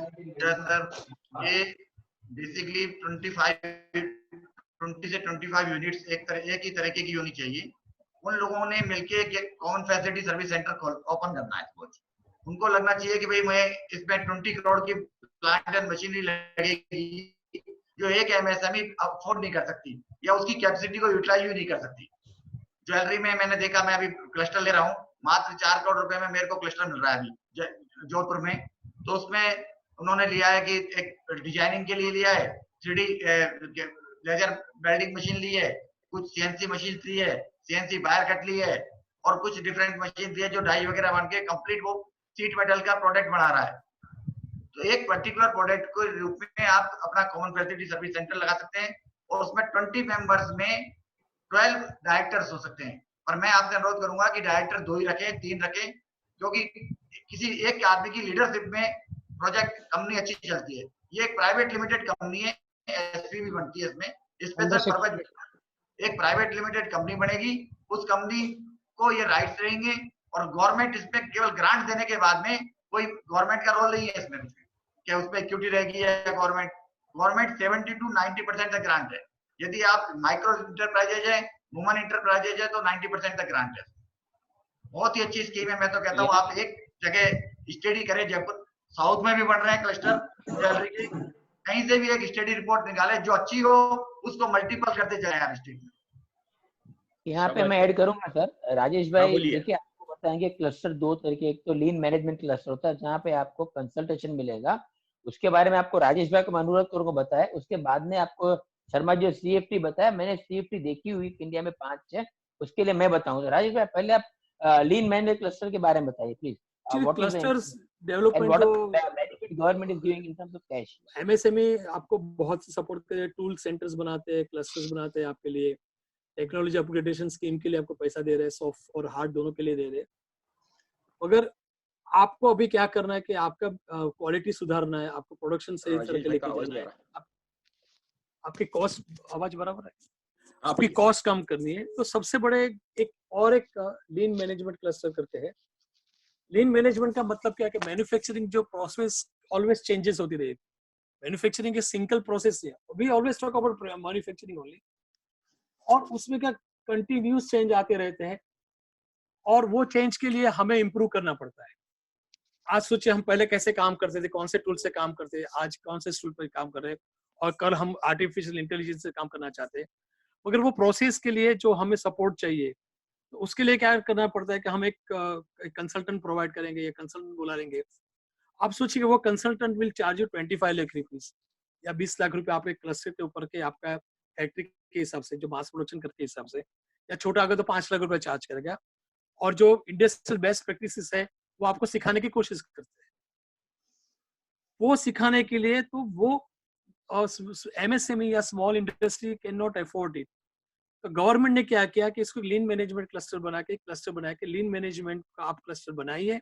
आप 10-12 आदमी, मिनिमम 7 आदमी और 25 आदमी तक, 30 आदमी का आप क्लस्टर बनाइए। ओवर क्लस्टर में जो कंसल्टेंट की फी होती है, वो कंसल्टेंट की फी आपको 80% will be reimburse by the government of India, MSME department, और 20% आप ही 7 या 10 आदमी को जोड़ के लेना है। वही जो 10 आदमी है या जो 7 आदमी जो 20% देंगे, तो आप सोचिए कि जब मैंने लीन मैनेजमेंट क्लस्टर हमने होसूर में चालू किया, जब हजमा होसूर ज्वेलरी मैन्युफैक्चरिंग एक्सटेंशन करके, तो हमें वर्ल्ड क्लास कंसल्टेंट के साथ हमें चॉइस भी दीजिए, हमें कौन से कंसल्टेंट आने हैं, हमें कौन से कंसल्टेंट के साथ काम करना है। और हमें सपोर्ट किया MSME चेन्नई और नेशनल प्रोडक्टिविटी काउंसिल बेंगलोर ने, उनके ऑफिसर्स आते हमारे साथ डिस्कस कर रहे हैं, हमें बहुत से कंसल्टेंट दिए, हमने उसमें अच्छा कंसल्टेंट सिलेक्ट किया, इज फ्रॉम अमेरिका, वो फोर्ड में काम कर रहे थे, और वो कंसल्टेंट हमने वो 18 महीने तक आपके साथ काम करेंगे। 18 महीने में हर 3 महीने को उसकी पेमेंट दी जाती है, मगर जब तक आपकी प्रोग्रेस रिपोर्ट नहीं आती है तब तक उसको पेमेंट दिया नहीं जाता है गवर्नमेंट की तरफ से। और वो आप सोचेंगे वो 25 लाख की कंसल्टेंसी फी थी, 18 महीने तक का था, और he was ready to come average every day. आप सोचेंगे कि हमें वो एक चेंज करना चाहता था, और हमारा एक फर्स्ट टाइम इन इंडियन में ज्वेलरी में लीन मैनेजमेंट क्लस्टर बना। आप सोचिए कि वो हमने 2 या 4 लाख रुपए दिए थे 20% के हिसाब से, तो हमें वो अमेरिकन कंसल्टेंट, एक वर्ल्ड क्लास कंसल्टेंट, फिर सिर्फ 3,500 रुपये महीने में पड़ा। 3,500 में हमें एक वर्ल्ड क्लास कंसल्ट मिला। और ये जो जादू है, ये जो सपोर्ट है MSME का, और आप सोचिए कि उसमें बहुत से चेंज हो गए, जैसे कि आपने जो SQDCM जैसे safety, quality, delivery, cost, moral, environment, हमने सभी को उस पर ध्यान दिया, जिसे हमें 5 सिखाया जाता है, काइज़न सिखाया जाता है, वैल्यू स्ट्रीम मैपिंग सिखाई जाती है, क्वालिटी VSM सिखाया जाता है। तो ये वर्ड्स है, इसके लिए तो बहुत बड़ा एक सेमिनार होना चाहिए, एक बहुत बड़ा दिन जाना चाहिए। मगर आप सोचिए कि आप प्रोडक्शन में क्वालिटी दे अच्छी दे रहे, आप प्योरिटी के ऊपर ध्यान रहे, आपका 5 से तो आपके पास स्पेस बन रही है, आपके पास स्ट्रिंग वैल्यू स्ट्रीम मैपिंग है, तो आपको मालूम है कि आपके प्रोडक्ट के लिए कितना समय चाहिए बनने के लिए। बहुत से फायदे होते हैं। और ये डायरेक्ट जाता है एमएसएमई को, डायरेक्ट जाता है स्मॉल को, डायरेक्ट जाता है फैक्ट्री को। जो क्लस्टर है वो आपको कमलेश्वर उसके बारे में बताया, विजय जी ने बताया। तो क्लस्टर एक अलग माहौल है जिसमें पूरे कम्युनिटी ऐड होती है, जिसमें पूरा एरिया ऐड होता है। तो आई रिकमेंडेड ये लीन मैनेजमेंट क्लस्टर अभी तो बंद है और गवर्नमेंट उसको वापस लाएंगी, और हम कोशिश करेंगे एमएसएमई को सपोर्ट रिक्वेस्ट करेंगे कि आप ये स्कीम फिर से चालू करें और कोशिश करें कि उसको और व्यापक बनाए। Thank you. मैं ये कॉमन फैसिलिटी सेंटर की बात कर रहा हूँ। विजय जी ने जो बताया CFT कहते हैं उसको, और ज्वेलरी इंडस्ट्री में CFT करीब करीब 5 एक्टिव CFT भी इंडिया में है। अमरेली में है, भावनगर में है, सूरत में है, औरंगाबाद में अभी भी शुरू हुई है। औरंगाबाद का एसोसिएशन बहुत ही एक्टिव है, लोकल एसोसिएशन बहुत एक्टिव है। नो डाउट वो GGAPC के माध्यम से शुरू हुई है। अब CFT में क्या है कि जैसे हम एक देखिए सिंपल लैंग्वेज बताऊंगा, मार्केट में जो मैन्युफैक्चरर ज्वेलरी बाजार में घूमता है, डाई कटिंग करने के लिए एक जगह जाता है, लेजर कटिंग के लिए अलग जगह जाता है, कास्टिंग के लिए अलग जगह जाता है, कितनी प्रोसेस CNC के अलग जगह जाता है, राइट। अब गवर्नमेंट समझती है कि इतने मार्केट या एसोसिएशन के पास अगर 200, 500, 600 जने वो एरिया में काम करते हो, छोटी छोटी फैक्ट्रियां, तो एक एसोसिएशन खुद एक्टिव रोल लेकर के जो भी रिलेटेड मशीनरीज है जो आपके प्रोडक्शन प्रोसेस को इम्प्रूव कर सकती है, आपको एक्सपोर्ट कर सके, वो लेवल तक काम कर सकती है। तो गवर्नमेंट अप टू 15 करोड़ की मशीनरी के पैसे देता है जो no profit no loss basis पे एसोसिएशन को चलानी होती है। तो सारे जो छोटे छोटे मैन्युफैक्चरर है उसका लाभ उठा सकते हैं, और वहां पे क्योंकि प्रॉफिट नहीं लेना है एसोसिएशन को, सर्विसेज बेहतर करके इम्प्रूवमेंट इन प्रोडक्टिविटी मिलेगा, क्वालिटी मिलेगा। अप टू 15 करोड़ के मशीन। अब ज्वेलरी में अगर हम मशीन गिनते हैं तो जनरली हमारा सोच क्या होता है, इटाली से मशीन लाए, चीन का, जर्मन से लेके आए, CNC का, जापान से, चाइना से मशीन लेके आए। तो यहाँ पे एक इंडिविजुअल एक एक मशीन अफोर्ड कर सकता है, वो भी उनकी कैपेसिटी बड़ी है तो। लेकिन एक ही यूनिट में सब मशीन अफोर्ड करना ज्वेलरी मैन्युफैक्चरिंग में बहुत कम लोगों के पास है। लाइक यू कैन कोट एम्ब्रल और समबडी लाइक दैट, राइट। तो हर एक क्लस्टर, हर एक एरिया में अगर एक एक CFT बनती है ऐसी, तो वो एरिया में आपका प्रोडक्शन कैपेसिटी बढ़ जाती है। मैं एक छोटा एग्जांपल दे रहा हूँ। India is number 2 in jewellery exports, number 1 China है। अब अगर मैं देखता हूँ इंडिया में हमारी ट्रेडिशनल ज्वेलरी ज्यादा एक्सपोर्ट होती है, डायमंड की ज्यादा होती है। अब जितने पीस बनते हैं ना, एवरेज पीस फिर इंडिया एक्सपोर्ट करती है उसका वेट 15 से 16 ग्राम है। मतलब पीस हम कम बनाते, वेट ज्यादा बेचते। चाइना पीस भी ज्यादा बनाता है, वेट उसका 4 या 5 या 6 ग्राम है, फिर भी क्वांटिटी ऑफ एक्सपोर्ट चाइना की ज्यादा है। तो ये कब आएगा, जब इंटरनेशनल मशीनरी हम यूटिलाइज करते हैं, उसको प्रोडक्शन में डालते हैं और प्रोडक्शन इंप्रूव करते हैं, तब जाकर के win can be number 1।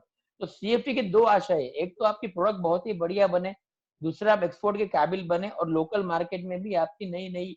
I heard अभी 2-3 दिन पहले के सेमिनार में शायद क्वेश्चन आया था, 40 साल से हम लोग 3 जनरेशन आई, लेकिन कुछ इनोवेशन नहीं मिल रहा है हमको मार्केट से, वही का वही माल हम बेच रहे हैं, हम क्या करेंगे। किसी ने पूछा सर लेबर ज्यादा देनी पड़ेगी। मैंने दोनों को गलत समझा, क्योंकि आपके पास गवर्नमेंट सपोर्ट से आप इनोवेशन प्रैक्टिसेस करके नए प्रोडक्ट बना सकते हो, उसके लिए CFT है। अमरेली की CFT में डायमंड कटिंग पॉलिशिंग के लिए, अब डायमंड जब रॉ डायमंड से कटिंग पॉलिशिंग में जब पॉलिश होता है तो काफी सारे मार्किंग होते हैं, डायमंड की साइज, उसकी यील्ड, मतलब कितना % वेट आएगा, सब मापना होता है। तो सारी मशीनरी ये CFT में लगा दी है। तो जो लोकल घंटी वाला है डायमंड कटिंग पॉलिशर, उसको मशीन की जरूरत नहीं है, वो CFT में जाता है अपने पैकेट दे करके, 2 दिन में उसको मेजरमेंट करके मिल जाता है कटिंग पॉलिशिंग। तो ये इन्वेस्टमेंट गवर्नमेंट ने किया, और डायमंड वालों को क्या हुआ, अपनी मशीन कॉस्ट कम हो गई, मैन पावर कम हो गया, और डायमंड की यील्ड, मतलब overall percentage of quality of diamond ज्यादा मिलने लगी उनको। सेम वे प्लेन गोल्ड में है। तो CFT का मतलब बहुत ही बड़ा है, common facility centre for all, और ये हमको यूटिलाइज करके इसको आगे बढ़ाना चाहिए। औरंगाबाद में अभी शुरू हुई है, शायद 7 या 8 करोड़ की इन्वेस्टमेंट उन्होंने शुरू किया। It is going very well. Association की जरूरत है इसके अंदर, और आई विश कि एवरीबॉडी शुड कम फॉरवर्ड। या प्लीज गो अहेड। मुझे ऐसा लगता है आपकी सबकी बातों में से कि आपका जो माइंड है कंप्यूटर है, लेकिन आपको सिर्फ सही प्रोग्रामिंग उसके अंदर करना जरूरी है। तो हमारे सबके माइंड को एक प्रोग्रामिंग करना जरूरी है। सर मैं थोड़ा सा इसको मोड को चेंज करता हूँ। जब से हमारे फाइनेंस मिनिस्टर अनाउंसमेंट करके गए, दो टाइप के लोग मुझे मिलते हैं। एक टाइप ये मिलता है कि बहुत कुछ दिया, और दूसरा मिलता है कि बोले क्या दिया 20 करोड़ में, क्या दिया 3 करोड़ में एमएसएमई में। मुझे सर एग्जैक्टली ये बताइए। पहले मैं कमलेश जी और फिर शर्मा जी से जानना चाहूंगा कि बिफोर कोविड और आफ्टर कोविड तो अभी हमारे फाइनेंस मिनिस्टर जो अनाउंसमेंट करके गए उसमें क्या फर्क है, क्या एक्स्ट्रा हम लोगों को इसमें बेनिफिट लेना चाहिए? जिन्होंने पहले इसका एडवांटेज नहीं लिया था, कम से कम अभी एक माइंड स्पीक के द्वारा उनका आई ओपनिंग होगा, वो कैसे उसका एडवांटेज ले सकते हैं? मैं कमलेश जी फिर से आपसे जानना चाहूंगा। श्योर। देखिए ये जो एडवांटेजेस डिक्लेयर हुए हैं, मैं दो चीज बोलूंगा, समझने थोड़ा हंसी आएगी आपको, मेरे लिए शायद ज्यादा फायदा नहीं है कि मुझे सिर्फ 20% ऑन माय एग्जिस्टिंग लिमिट पैसा मिलने वाला है। मेरी जो करंट लिमिट है तो मेरे खर्चे निकालने के पैसे मिलने वाले हैं। लेकिन ये मार्केट आज जो सेमिनार खुला है उसके लिए वो फुल ऑफ अपॉर्चुनिटी है। तो नए स्टार्टअप को, नए बिजनेस वेंचर को, नए बिजनेस को ये जो सबसे पहले हमने सीजीटी एमएससी 1 करोड़ वाली लोन आराम से मिल सकती है, क्योंकि आफ्टर कोविड सिचुएशन को इम्प्रूव करने के लिए गवर्नमेंट इसमें बहुत सारी छूट देगी और उसमें हर एक ज्वेलरी मैन्युफैक्चरर को लेकर के फायदा लेना चाहिए। टेक्नोलॉजी की लोन्स आपको ठीक से मिलेगी। नए आप पुराने तो भूल जाइए, नए के लिए ये स्कीम बहुत ही बेनिफिट है। उसका अगर हो सके उतना फायदा लो। आप अपनी बुक स्ट्रॉन्ग बनाओ, हर एक किस्म की सब्सिडी या लोन आपको मिल सकेगी जो गवर्नमेंट डिक्लेयर की है। क्योंकि देखिए एमएसएमई के fundamental very very clear, definition clear है, लोन के डेफिनेशन क्लियर है। हमने अप्रोच नहीं किया है तो हम जब जाएंगे हमको फ्रेशर गिना जाएगा। नया अप्रोच होगा, नई इंडस्ट्री होगी, नया स्टार्टअप होगा, तो नयापन का बेनिफिट लेकर के हर एक बेनिफिट जो हमने पहले आपको आगे पिछले 1 घंटे में एक्सप्लेन कर रहे हैं, मैं, विजय जी और राजेश भाई, हर एक को लिस्ट आउट करके वो बेनिफिट कैसे लेना अपने नए स्टार्टअप में, चाहे वुमन का हो या अपना खुद का हो या एग्जिस्टिंग हो, वो बेनिफिट हमको मिलेंगे और जरूर से मिलेंगे और उसका हमको फायदा लेना चाहिए। सीजीटी एमएससी है, टेक्नोलॉजी है, क्वालिटी मैनेजमेंट सिस्टम्स है, हर एक चीज के बेनिफिट आप नए स्टार्टअप से ले सकते हो। उसके लिए दुनिया खोल दी है गवर्नमेंट ने। एम आई राइट विजय जी, आप बताइए।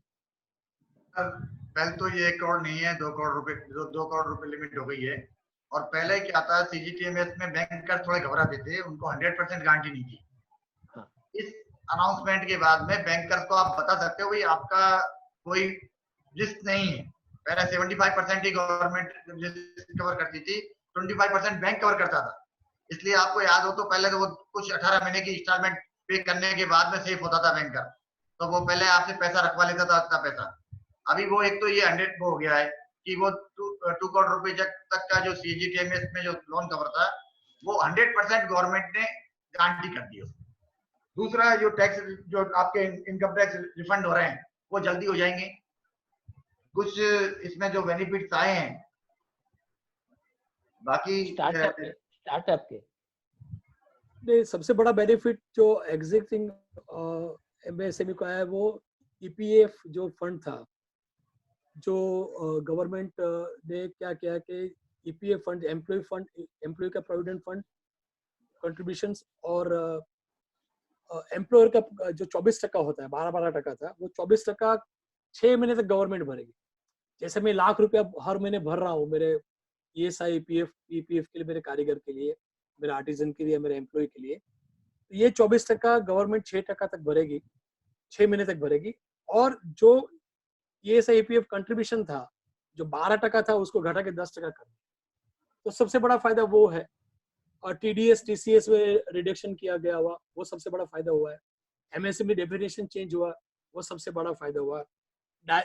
डायरेक्ट ऑटोमेटिक लोन मिल रही है, वो सबसे बड़ा फायदा हुआ है। और आप सोचे कि जो जीएसटी है उनको 2% इंटरेस्ट सबवेंशन मिल रहा है। तो ये धीरे धीरे गारंटी फी चली गई है, प्रोसेसिंग चार्जेस जो चले गए, और करीबन 45 to 50x एमएसएमई को उसका फायदा होगा। सर हमने नएपन का फायदा लेकर के इसमें एंटर होना चाहिए, उसको हर एक इम्प्रूवमेंट के लिए यूज करना चाहिए। सर मेरी ये राय है। As a fresher we can go, हम लोग अप्रोच करेंगे बैंकर्स को, और बैंकर जरूर अपनी पुरानी बुक्स को देकर के फंडिंग करने वाले हैं, लेकिन हमारी बुक्स अच्छे ही है, वो बनाने हैं, और banker will fund us definitely. और क्योंकि सरकार ने दरवाजे खोल दिए तिजोरी के, आप आइए और आप अपने आप को इम्प्रूव करिए। देखिए ये कैश सपोर्ट आपको इम्प्रूव करने के लिए, कोविड से बाहर निकलने के लिए और आपके बिजनेस को नए ऊपर तक ले जाने के लिए, तो इसको यूटिलाइज करना पड़ेगा, यही मेरा मानना है। मैं कमलेश जी की इस बात से सहमत हूँ कि आज जो अपॉर्चुनिटी है वो जो अच्छे वो है उनको मॉडर्नाइजेशन करने की है। रेट ऑफ इंटरेस्ट भी कम हो रहा है, अपने आप को अपडेट करने की है, ग्लोबल बेंचमार्क प्रैक्टिसेज के अनुरूप इस टाइम को यूज करने का है, पर बहुत सावधानी से। नो डाउट इसमें कोई बात नहीं, जब तक डिमांड नहीं है, जब तक कुछ नहीं है। डिमांड पैदा आती है, आपको मार्केट नजर आ रहा है, तो गो हेड फॉर मॉडर्नाइजेशन। सर ये ना कॉमन फैसिलिटी सेंटर वर्ड बहुत बार सुना रहता है, मुझे तो पता है क्योंकि मैंने इंडस्ट्री लीड की है, लेकिन है ना जनरल लोगों को पता नहीं है। हमारे यहाँ झांबड़ जी ने अकोला में कोशिश करी थी कॉमन फैसिलिटी सेंटर की, लेकिन उसी समय वो सीए एनआरसी आ गया था, तो हमारे लोग रजिस्टर भी कराने के लिए तैयार नहीं थे। झांबड़ जी, पोस्ट कोविड के बाद में आप जैसे लोगों ने इसका क्या यूज लिया है उसको एक संक्षिप्त में रखिए, फिर मैं 2 क्वेश्चन की तरफ बढ़ के फिर हम क्वेश्चन आंसर की ओर बढ़ेंगे। झांबड़ जी, आपने क्या फायदा लिया है अपने छोटे यूनिट के अंदर इस पोस्ट कोविड के बाद में? अभी तो सिर्फ सबसे बड़ा फायदा आया पीएफ और ईएसआईसी का। अच्छा। लगभग जितने एम्प्लॉइज है, एम्प्लॉइज के लिए रेसिडेंशियल सुविधा होने से वो घर लगभग गए नहीं है, और सैलरी घर से जा रही है, लेकिन पीएफ का फायदा 24% का लगभग फायदा हमको मिल रहा है। जो भले 25 लोग होंगे, लेकिन उनका आउटगो जो है अपना, वो बेनिफिट पूरा मिल रहा है। और एक विश्वास है कि भाई पोस्ट कोविड के बाद भी जो एमएसएमई के लिए गवर्नमेंट ने फैसिलिटी मुहैया कराई है, जो अनाउंसमेंट की है, इसका फायदा हम ले सकते हैं जैसे ही स्टार्ट होगा काम। तो मुझे लगता है झांबड़ जी, जो हमने कोशिश करी थी दोनों ने अकोला के अंदर, लेकिन अनफॉर्चुनेटली माहौल दूसरा था, तो अभी हम ये नहीं, वो कॉमन फैसिलिटी सेंटर अब शायद काम आएगी। उसका जो बेस वर्क हो चुका है, बेस वर्क हो चुका है, अब वो लोग आने के बाद, जैसे भी बहुत से कारीगर है, बहुत सी टीमें गांव गई, कलकत्ता गई है, तो वो आने के बाद कहीं ना कहीं वो लोगों की मानसिकता बदलेगी कि हम लोगों ने साथ में आना चाहिए, करना चाहिए। मैं कॉमन फैसिलिटी सेंटर आपसे साइंटिफिक डेफिनेशन सुनना चाहूंगा शर्मा जी, लेकिन मैं ऐसा समझता हूँ सामान्य भाषा में लोगों को समझाने के लिए, जब हम पढ़ते हैं तो हमारी बुक्स वगैरह हमारे घर पे होती है, लेकिन बहुत सारी महंगे बुक्स और जो बहुत इलेबोरेट करना है तो बड़ी बड़ी डिक्शनरी यूज करना है तो हम लाइब्रेरी में जाते हैं और फिर वहां से हमारी पढ़ाई करके आते हैं, लाइब्रेरी से बुक्स घर पे लेके आते हैं। तो क्या कॉमन फैसिलिटी सेंटर सिमिलर इसी टाइप का है? हाँ नितिन जी, आप जो कह रहे हैं उसका एक ही मतलब समझिए कि एक स्पेशल पर्पज व्हीकल, एक प्राइवेट लिमिटेड कंपनी आपने बना ली, उसमें सबने मिलके एक मशीनें लगा ली जो जॉब वर्क कर रही है आपका। अब ये है कि उसको जॉब वर्क को मैनेज भी आप ही कर रहे हैं, गवर्नमेंट का उसमें कोई लेन देना नहीं। आप बिल्कुल भी इसमें कंफ्यूज मत होइए कि ये गवर्नमेंट पैसा डाल रही है, पर गवर्नमेंट का इसमें कोई रोल नहीं है। आपको ही मैनेज करना है, कैसे करना है। मैं तो कहता हूँ जितनी भी एसोसिएशन है इंडिया की, सबको एक सीएचसी लगा लेना चाहिए, तो जिंदगी भर के लिए उसके पास पैसे की कमी नहीं रहेगी। मैं एक एग्जांपल देना चाहूंगा कि 15 लाख रुपए की एक लेजर सोल्डरिंग मशीन आती है, मेरे पास इतना वर्क नहीं है कि मैं लेजर सोल्डरिंग के लिए 15 लाख इन्वेस्टमेंट करूं। किसी के पास में सीएनसी की रिक्वायरमेंट है, लेकिन इतनी नहीं है कि मैं इंडिविजुअल करूं। अगर हम 4, 6, 10 जने लाके एक जगह पे अगर कॉमन फैसिलिटी सेंटर करते हैं और एक उसके मैनेजमेंट अपन देख लेते हैं और उसके बाद में सब जने जाके वहां पे मशीनरी का यूज लेते हैं, तो हमारे सबकी कॉस्ट सेविंग भी हो सकती है, जैसा मैंने लाइब्रेरी का एग्जाम्पल दिया। मैं बराबर कह रहा हूँ कमलेश जी? ये सर, हाँ मैं वही बताने जा रहा हूँ, आप कहिए फिर मैं बता रहा हूँ आपको। नहीं आप बोलिए सर, आप यू आर एक्सपर्ट, मैं तो सिर्फ मेरा एक जनरल नॉलेज शेयर कर रहा हूँ। देखिए सर, मैं सिंपल बाजार में, अब जब मार्केट में अकोला के सराफे में आप जाएंगे तो एक डाई कटिंग वाला होगा, एक लेजर मार्किंग वाला होगा अपनी मशीन लगा करके, एक कास्टिंग वाला अपनी मशीन लगा के बैठा होगा, एक कैड कैम वाला अपनी मशीन लगा के बैठा होगा। तो बॉम्बे की बात कर लेते चलो, तो बॉम्बे में जवेरी बाजार में एक दुकान छोटी 200 फुट में वहाँ कैड मशीन पड़ा है, एक 300 फुट में लेजर मार्किंग पड़ा है, एक 300 फुट की फैक्ट्री में अपना सीएनसी कटिंग पड़ा है, लेकिन वो जॉब वर्क करते हैं, ठीक है। अब जब हम एक एसोसिएशन होता है, जैसे बॉम्बे के कोई भी एसोसिएशन होता है, तो गवर्नमेंट से अप्रोच करता है, भाई हमारा एसोसिएशन है, हमारे पास 200-500 मेंबर है और हम 5 या 7 डायरेक्टर है, ठीक है। तो गवर्नमेंट आपको अप्रूवल देती है, वहां पे आपको प्लेस प्रोवाइड करनी है, रेंटल या ओन, कोई इशू नहीं है, प्लेस आपकी होनी चाहिए। गवर्नमेंट आपको, आप प्रोजेक्शन बने, हमको इतने सारे मशीन चाहिए, मशीन में आप सारे जोड़ लो, कैड, कास्टिंग, फिर उसका जो अपना सीएनसी, फिर रेगुलर लेजर कटिंग, फिर डाई कटिंग या प्रोग्रेसिव डाई, ये सारे मशीन अगर आप जोड़ लेते हैं, ज्वेलरी में 8-10 करोड़ के आसपास आ जाते हैं, जिससे एक आप सबसे बड़ी फैक्ट्री चल सकती है। कोई भी मशीन हो, आप वैक्स फॉर्मिंग भी ले सकते हो नक्काशी के लिए, ठीक है। तो ये मशीन एक अंडर वन रूफ आ जाएंगे। अब जो कमिटी है उसको नो प्रॉफिट बेसिस पे चला, मतलब उसकी जैसे सैलरी वगैरह जो भी आपको जॉब वर्क चार्जेस से कवर करना है, आपको हर एक चीज का रीजनेबल चार्ज करना है। मार्केट में जाते हैं हम लोग, तो कोई बोलता है सर मैं 10 रुपए ग्राम में आपको कास्टिंग करके देता हूँ वगैरह वगैरह, राइट। तो वो आपको करना है no profit no loss base पे, मतलब अगर आपकी कंपनी प्रॉफिट करती है एसोसिएट, तो वो वापस उसको री इन्वेस्ट कर सकती है नए मशीन के लिए। अगर आपने जॉब वर्क में अगर पैसा कमा लिया वो सीएफटी ने, तो दैट कैन बी रीइन्वेस्टेड। गवर्नमेंट पैसा वापस नहीं मांगती, आप और नए मशीन लाओ और उसको इम्प्रूव करो। बेसिकली सारी फैसिलिटी जो ज्वेलरी बेस्ट बनाने के लिए है वो अंडर वन रूफ आप सबके लिए, पूरे मेंबर्स के लिए प्रोवाइड कर सकते हो। मिनिमम 11 मेंबर्स रिक्वायर्ड और maximum number is anything, it can be 5000 also, जो सब यूज कर सकते हैं इसको। और इसके लिए लोकल एसोसिएशन की भूमिका बहुत ही इंपॉर्टेंट है। लोकल एसोसिएशन आगे आएंगे तो ही गवर्नमेंट ये बात मानेगी। उसके लिए डेटा रखना जरूरी है, सबका उद्योग आधार नंबर रखना जरूरी है, लेकिन ये बहुत ही सुंदर सुविधा है। मतलब आप समझिए, मैं आपको इस्तांबुल टर्की का एग्जांपल दे रहा हूँ, वहां पर हमने देखे ऐसे, तो लोग उसका फायदा लेकर। टर्की देखिए आप तो ज्वेलर से बड़े बड़े, तो कितनी स्पीड में आगे बढ़ा है ज्वेलरी एक्सपोर्ट्स में। टर्की का जो रोल है, it is change in last 5 years, बदली होगी दुनिया उनकी। तो हम लोग उसके आगे क्यों नहीं कर सकते? नहीं, उस पर फोकस करके कॉमन फैसिलिटी सेंटर, सबके लिए समान सुविधा होती है, उसको आगे बढ़ाना चाहिए, मेरा मानना है।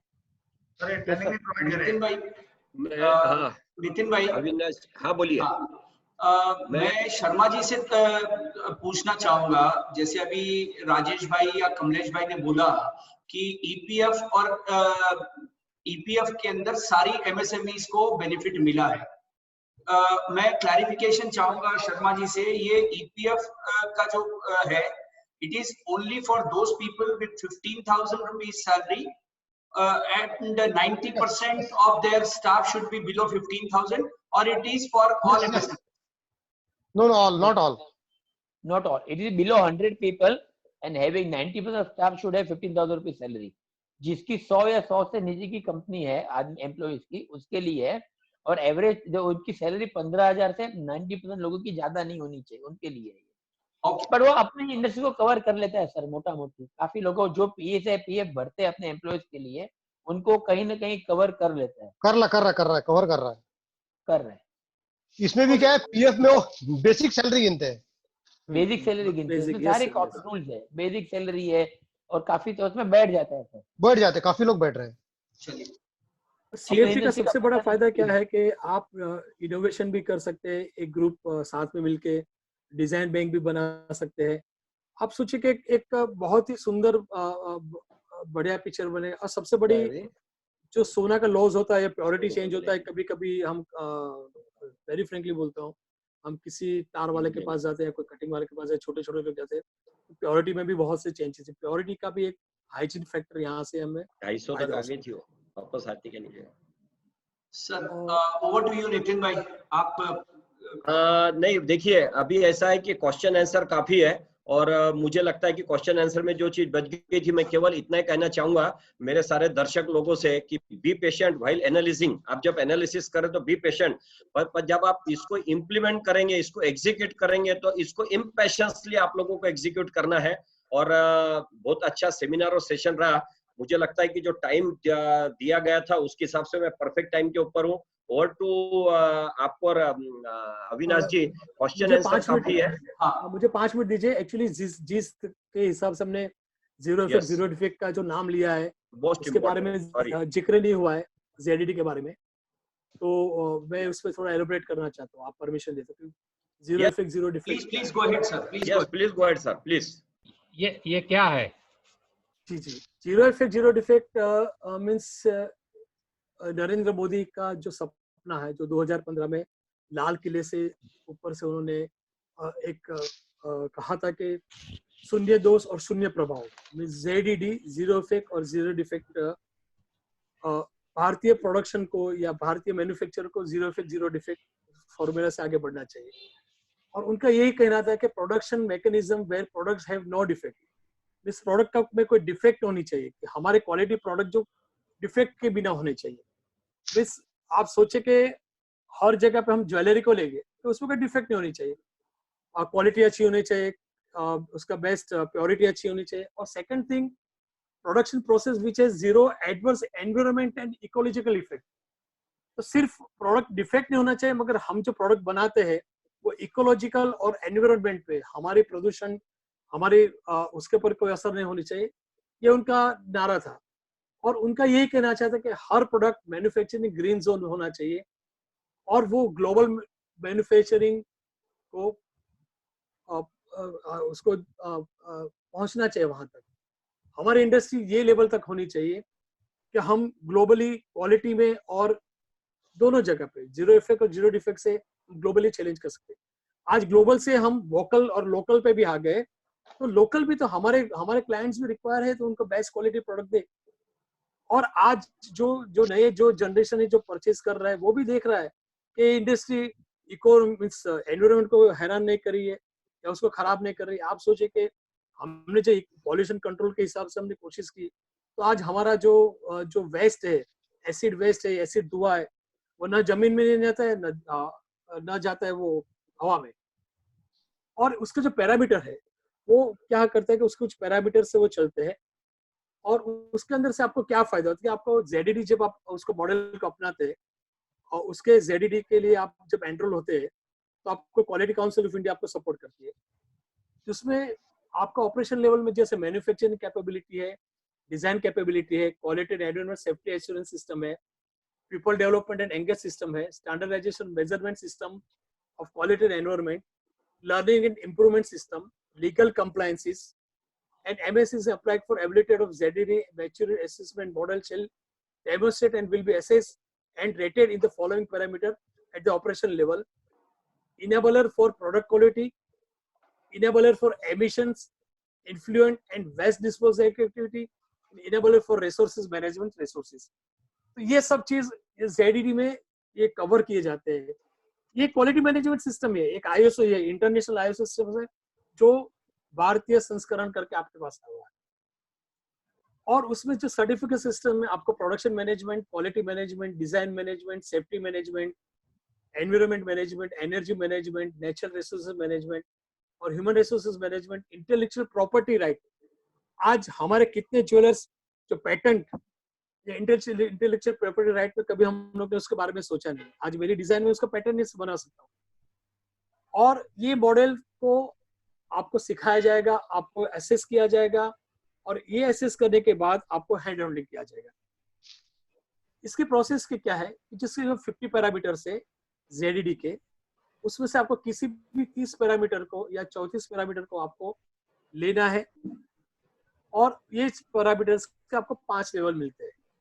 आप ये सोचे प्रोसेस है, जेडीडी सिर्फ प्रोडक्शन का प्रोसेस नहीं, हमारे प्रोसेस चलता है और जिसमें क्वालिटी काउंसिल ऑफ इंडिया और एमएसएमई आपको सपोर्ट करती है। जिसमें सबसे पहले बड़ा है आपको करना है कि आपको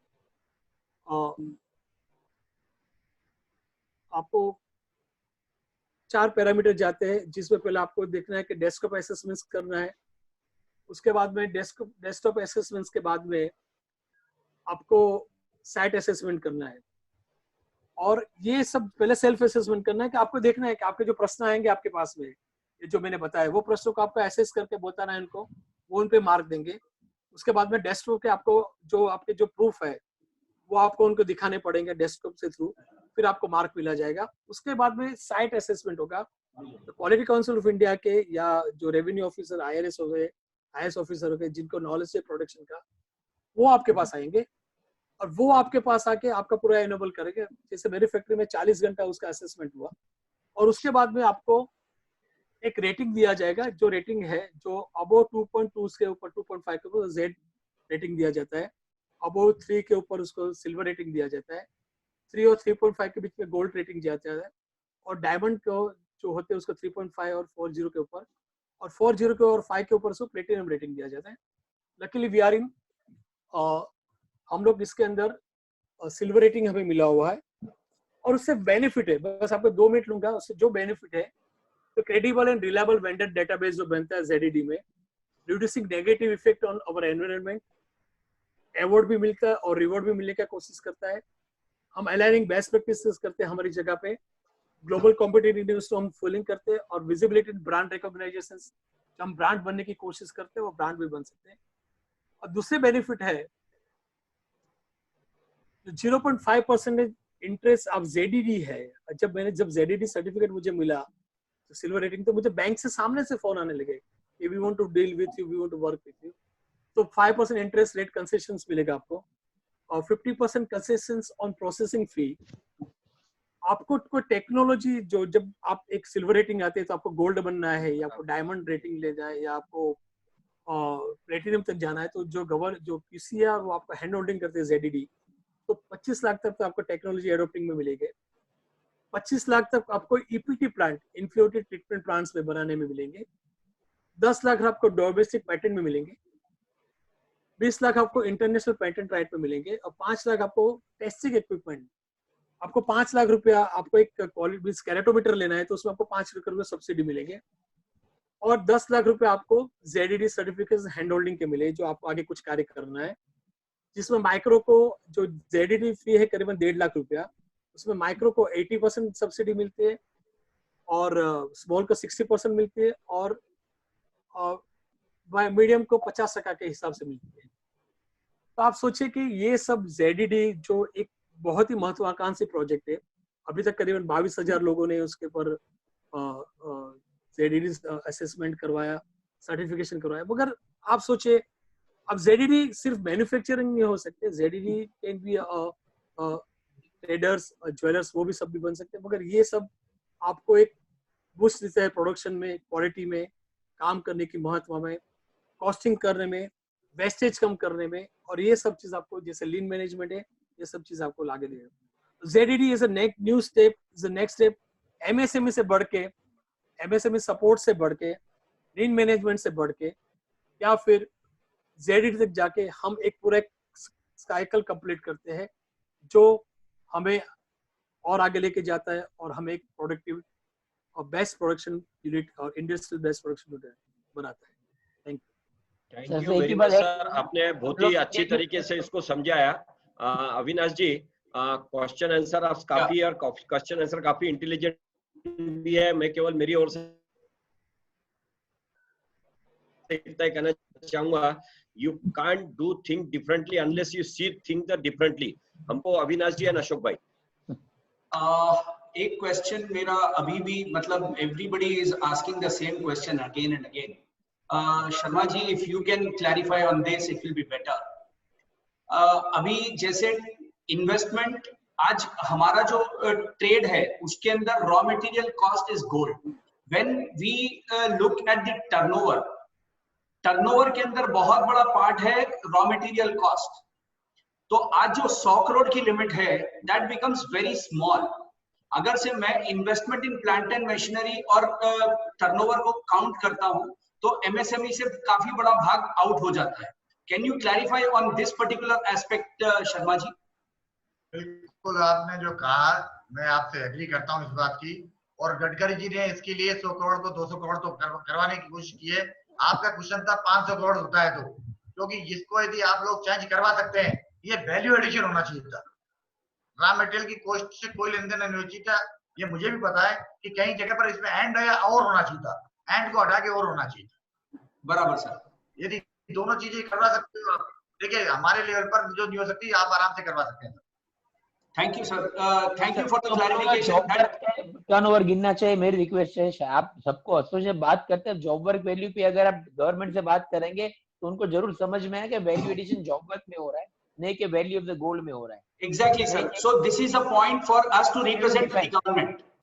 Yes, I want all the associations, including all the council, to represent the government.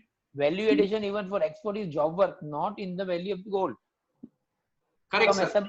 पहले तो सबसे पहले हमें तो अदर मैन्युफैक्चरिंग से निकल के ज्वेलरी मैन्युफैक्चरिंग में आना है, तो ही हमारा कुछ, जब हम ज्यादा से ज्यादा एनरोल हो गए, ज्यादा से ज्यादा UDI MSME में रजिस्टर हो गए, तो हमारा भी एक डेटाबेस बनेगा, that will be helpful for us. और एक और क्वेश्चन जो कंटिन्यूअसली यहाँ पे आ रहा है सर, जो ट्रेडर और रिटेलर हैं, जो रिटेलर हैं आज की डेट में, आर दे अलाउड, बिकॉज उनके पास में मशीनरी तो इन्वेस्टमेंट नहीं है, उनके पास में वेइंग स्केल या कोई इस टाइप की कोई चीजें मशीनरी के नाम पे काउंट होगी, तो will they be able to register under MSME? Because आज अगर से हम हमारा रिटेल सेक्टर देखते हैं तो it is mostly below 100 crore, तो they won't be able to join because they are not into sector, service sector. Sir ये मैं आपको थोड़ा क्लियर कर दूं, आप अपने आप को यदि ट्रेडर कहेंगे तो एक्सक्लूड हो गए, MSME नहीं हो सकते। बट मैं आपको बताता हूँ, कोई ज्वेलर ऐसा नहीं है जो पैकिंग नहीं कर रहा है, फिनिशिंग नहीं कर रहा है, रिपेयर मेंटेनेंस नहीं कर रहा है और जॉब नहीं बनवा रहा है। गोल्ड परचेज करके यदि आप किसी जॉब वर्क से देके बढ़वाते हैं तो आप मैन्युफैक्चरर हैं। फैंटास्टिक। और आपके पास बेइंग स्केल भी है ना, एक रुपए का भी तो है, आप मैन्युफैक्चर हो गए भाई, वैल्यू एडिशन तो कर रहे हैं ना, जॉब पर जा रहे हैं, फिनिशिंग करवा रहे हैं, पैकेजिंग बनवा रहे हैं। मैं भी ये बोल रहा हूँ वैल्यू एडिशन को गिना जाए।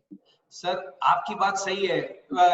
यहाँ पे जो क्वेश्चन है, मेरा काम, मैं सिर्फ वही पोस्ट करने की कोशिश कर रहा हूँ, questions which are coming in the chat. कुछ इनपुट विवेक दालमिया जी है हमारे चेंबर ऑफ कॉमर्स के, कुछ इनपुट देना चाहते हैं। अविनाश जी अगर दिख रहा है तो इनपुट उनको अनम्यूट कर दीजिए। दिलीप लागू जी को कुछ क्वेश्चन आ रहा था, कुछ दिलीप लागू जी को आप देख सके तो। ये महाराष्ट्र के सेक्रेटरी है, ये इनपुट दे सकते हैं और इनका इनपुट जो है पूरे महाराष्ट्र में काम आएगा। विवेक दालमिया जी को मैंने अनम्यूट किया है। इसको टाइम पे। हाँ सर, हाँ नमस्कार सर, थैंक यू नितिन भैया। पहले तो बहुत बहुत धन्यवाद आपका। जो इसमें एक चीज जो मैं बताना चाहूंगा कि एमएसएमई के लिए जो है, आप कोई भी तरह का अगर वैल्यू एडिशन कर रहे हो, आपका 95% बिजनेस ट्रेडिंग है और 5% वैल्यू एडिशन है, तो भी आप एज अ एमएसएमई रजिस्टर कर सकते हैं। That is first. एक जो सब्सिडी के लिए, जो इंडस्ट्रियल प्रमोशन सब्सिडी के लिए जो बोला गया था, उसमें एक बहुत इंपॉर्टेंट क्लैरिफिकेशन है। स्टेट ऑफ महाराष्ट्र का मैं आपको इन पर्टिकुलर बोल सकता हूँ कि यदि आप एज अ मैन्युफैक्चरर या प्रोसेसर आप सब्सिडी के लिए अप्लाई करते हैं, जनरली हमारे बिजनेस में प्रोसेसिंग और ट्रेडिंग एक्टिविटी दोनों होती है। आपको अपना प्रोसेसिंग और ट्रेडिंग बुक अलग मेंटेन करना पड़ेगा। जो भी आप प्रोसेसिंग, वैल्यू एडिशन, मैन्युफैक्चरिंग जो करते हैं, आपको उतने ही कंपोनेंट के ऊपर सब्सिडी मिलेगी, आपके ट्रेडिंग कंपोनेंट के ऊपर सब्सिडी नहीं मिलेगी। ये महाराष्ट्र का जो है, जो ये पैकेज स्कीम ऑफ इंसेंटिव 2013, उसके अंदर ये बहुत क्लियर प्रोविजन था। तो जनरली कोई मेंबर्स को कंफ्यूजन नहीं रहे, इसलिए मैं अपनी तरफ से ऐड करना चाहता था। एक डाउट जो मैं पूछना चाहूंगा उद्योग आधार से रिलेटेड, कि मान लीजिए कभी हम उद्योग आधार में अपना इंफॉर्मेशन एंटर करते हैं, से फॉर एग्जांपल पैन नंबर में गलती हो गई, या उन्होंने investment and plant and machinery है, किसी का 25 लाख है, उसने अचानक 2.5 करोड़ एंटर कर दिया, तो वो माइक्रो से मीडियम में चला जाएगा। ऐसी कोई डाटा एंट्री मिस्टेक हो सकती है, तो क्या हम उसको करेक्ट कर सकते हैं? मैं एक्सपर्ट से ये सवाल जानना चाहता हूँ। बहुत बहुत धन्यवाद नितिन जी। बिल्कुल सकते हैं, मर्जी हो जब डाइवर्सिफाई कर सकते हैं, प्रोडक्ट ऐड कर सकते हैं।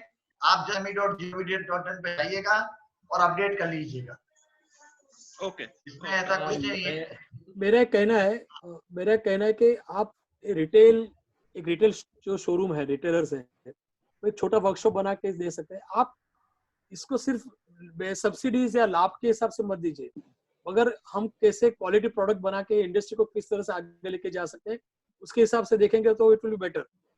एक मैन्युफैक्चरर अपना छोटा सा वर्कशॉप भी बना देगा, और मगर ये सब इम्प्लीमेंट करेंगे, वो हैंड होल्डिंग करेगा कारीगर्स का, आर्टिजन्स का, तो मुझे लगता है बहुत बड़ा बदलाव आ जाएगा। एक्चुअली बदलाव नीचे से आएगा, तो अगले 10 साल तक मुझे लगता है कि हम सब इसी के दायरे में आ जाएंगे और हमें सपोर्ट भी ज्यादा मिलेगा। अविनाश जी, ये जो विवेक दालमिया है, इस आदमी ने करस्पॉन्डेंट करके हमारे अकोला जैसी जगह के ऊपर एपीजे अब्दुल कलाम को भी लेके आ गए थे। और क्यों अविनाश जी? दिलीप लागू जी को भी मैंने अनम्यूट किया था, वो म्यूट हो गया वापस से, हो सकता है क्लियर हो गया होगा। अविनाश जी, हाँ जी झामड़ जी बोलिए सर। मैं कुछ ऐड करना चाहूंगा विवेक के इसमें। जैसा विवेक ने बोला अभी कि आप अपना ट्रेडिंग अकाउंट और मैन्युफैक्चरिंग अकाउंट अलग रखिए, यही स्कीम हम लोग 20 साल से कर रहे हैं और बहुत अच्छे से मेंटेन होता है, कोई दिक्कत नहीं आती है इसमें। Everyone can do it MSME work, हर आदमी अपने आप को रजिस्टर करे, कोई दिक्कत नहीं आती है। सही बात है, ग्रेट। एग्जैक्टली। सर एक डिमांड आ रही है कि इसको फिर से रखिए, बहुत सारे क्वेश्चन पेंडिंग है, लेकिन आज समय कम है। ये एक उसमें तो कंप्लीट हो नहीं सकता है, और इतने क्वेश्चंस हैं कि if I start taking all the questions it will take the entire evening. और it is required, will do again. What do you Ashok bhai? I think if I go on taking questions it will be very long for the panelists to answer. Avinash ji, can you copy the questions and keep it with you on the chats? So yeah, it's already there with me. मैं request करना चाहता हूँ कि MSME की site पे भी चले जाए या जेडीडी की साइट पे भी चले जाइए, आपको वहां से पूरा इंफॉर्मेशन मिल जाएगा और आप उसको अपने आप को उसके साथ में कंपेयर करने का कोशिश कीजिए। तो आई डोंट थिंक सो कि थोड़ी बड़ी समझ आ जाएंगी। एक चीज मैं इसमें और ऐड करना चाहता हूँ, एनर्जी इफिशिएंसी की बात मैं आपसे करना चाहता हूँ। हमने कभी प्लान किया था कि हमारे जो छोटे छोटे मैन्युफैक्चरिंग में मोटर्स लगते हैं, जो मोटर्स आगे जाके रिवाइंडिंग करने पड़ते हैं, इससे इलेक्ट्रिक एनर्जी सेविंग की मैं बात करता हूँ, जो एनर्जी के बारे में बात करता हूँ, तो ये मोटर हम चेंज करके एमएसएमई की स्कीम है या government of energy efficiency scheme है, जिससे पहले उन्होंने एलईडी लाइट चेंज की, जैसे एयर कंडीशन में वो चेंज करना चाहते हैं 7 स्टार से। जैसे आपकी मोटर्स ज्यादा डायमंड इंडस्ट्री में यूज होती है, और छोटे आप सोचे छोटे मैन्युफैक्चरर के पास 4 मोटर होती है, तार पाटा में होती है और स्क्रबलिंग प्लांट में होती है, कहाँ होती है। तो उसमें एक स्कीम है कि आप वो मोटर, जो अच्छी वाली motor which is costing 50,000 rupees, आप उसको चेंज कर सकते हैं और वो मोटर आपको एज ए लोन मिलती है और एज ए पे आप जैसे बचाएंगे वैसे आप पे करेंगे। तो आप सोचे कि ये व्याप कहाँ तक जाता है, आप एनर्जी भी बचा रहे, एनवायरमेंट को भी बचा रहे, और ऐसी बहुत सी सपोर्ट है जैसे एनर्जी इफिशिएंसी बोली जाती है। तो ये चीज को जानना जरूरी है, ये चीज को इम्प्लीमेंट करना जरूरी है। और सबसे बड़ी बात है कि हर स्टेट के अलग अलग नियम है। विजय जी, एमएसएमई को मैं कोशिश करता हूँ, हरियाणा के नियम अलग है, बहुत ही बढ़िया नियम है, तो कोशिश करता हूँ एग्जीबिशंस के बारे में भी नियम अलग अलग है, तो कोशिश करता हूँ कि आप उसको एक प्लेटफॉर्म पे आए और एक प्लेटफॉर्म से करें तो बहुत ही बढ़िया रहेगा। शुक्रिया सर। हम लोग शर्मा जी आपसे भी रिक्वेस्ट करेंगे कि इन केस आपके पास में कोई ऐसी लिस्ट हो जिसमें कि प्लांट एंड मशीनरीज की लिस्ट हो जो कि एमएसएमई के अंदर आप जो ज्वेलरी इंडस्ट्री में आती है, if they can be part of the subsidy scheme, it will be good. और मैं एक लिस्ट ऑफ एफएक्यूज जैसे बना लूंगा जो कि पूरे क्वेश्चंस आ रहे हैं, and that we will share with all the panelists, and if we can get the answers we will circulate to all the people. That will also be helpful to everybody. I think overall Ashok bhai, over to you now. I think this has been a very interesting session. सबसे बड़ी बात यह है कि हमारे industry में लोगों को पता ही नहीं है कि हकीकत में एमएसएमई का क्या फ़ायदा उठा सकते हैं। और हम फ़ायदे की बात करते हैं तो हमारा डेफिनेशन ऑफ फ़ायदा इज़ मनी, और मनी के साथ हर चीज़ को जोड़ देते हैं। तुम मुझे कुछ पैसा देते हो क्या, तो फिर मेरे को फ़ायदा हुआ। ये नहीं सोचते हैं कि अगर हमारा पूरा काम करने का ढंग, हमारी सोच, हमारा समझ, हमारा एक्सपीरियंस, हमारी प्रॉफिटेबिलिटी जो है वो अगर बदली हो जाती है, एक 800 ग्राम कारीगर जो काम करता है उसकी जगह में 1600 ग्राम अगर काम करने लग जाता है, तो अकॉर्डिंग टू मी 100% का बेनिफिट ये हो जाता है। ये फायदा आप अगर ला सकते हो आपकी इंडस्ट्री के अंदर, तो आपकी लागत आधी हो गई ऑलमोस्ट। और आप ये सोचिए कि ये आपकी प्रॉफिटेबिलिटी को अगर बढ़ा सकता है, तो अगर कंसल्टेंट की फी का 20% आपको खर्चा करना है और अगर 10 आदमी जुड़ जाते हैं तो आपके शेयर में आता कितना खर्चा है? 2% का खर्चा भी नहीं आपके शेयर में आता है। तो I think basically we need to start thinking in progressively, we need to start thinking in a more efficient manner. आज छोटा से छोटा कारीगर जो है, जो 4-5 कारीगरों को लेके भी एक कारखाना चला रहा है, आज वो एमएसएमई ज्वाइन कर सकता है। और अगर आप एक बिल्डिंग के अंदर भी 10 कारखाने हो और उसमें अलग अलग तरह का काम करते हो, तो आप एक अपना कॉमन फैसिलिटी सेंटर खोल सकते हो। इसमें फायदे बहुत ज्यादा है। आज मुंबई की तरह मैं सोचूं तो मुंबई की तरह बात कर सकता हूँ, आप औरंगाबाद की तरह सोचेंगे तो वहाँ के हिसाब से आप सोच बना सकते हैं। लेकिन एक बात जरूर है कि एमएसएमई एक बहुत विशाल ग्रंथ है, और इस ग्रंथ को समझना और इसका फायदा उठाना बहुत जरूरी है। और एक समय आ गया है, हम गवर्नमेंट ने काफी पॉलिसीज लोगों के लिए बनाई है, लेकिन हम हर वक्त इस मैटर को पॉलिटिकल बना के अगर बात को समझने की कोशिश नहीं करेंगे, तो मैं आपको जरूर कहता हूँ, आपको घर पे कोई चीज कोई देने को नहीं आने वाला है, आपको लेने जाना ही पड़ेगा। ये फायदा भी जाके समझना पड़ेगा।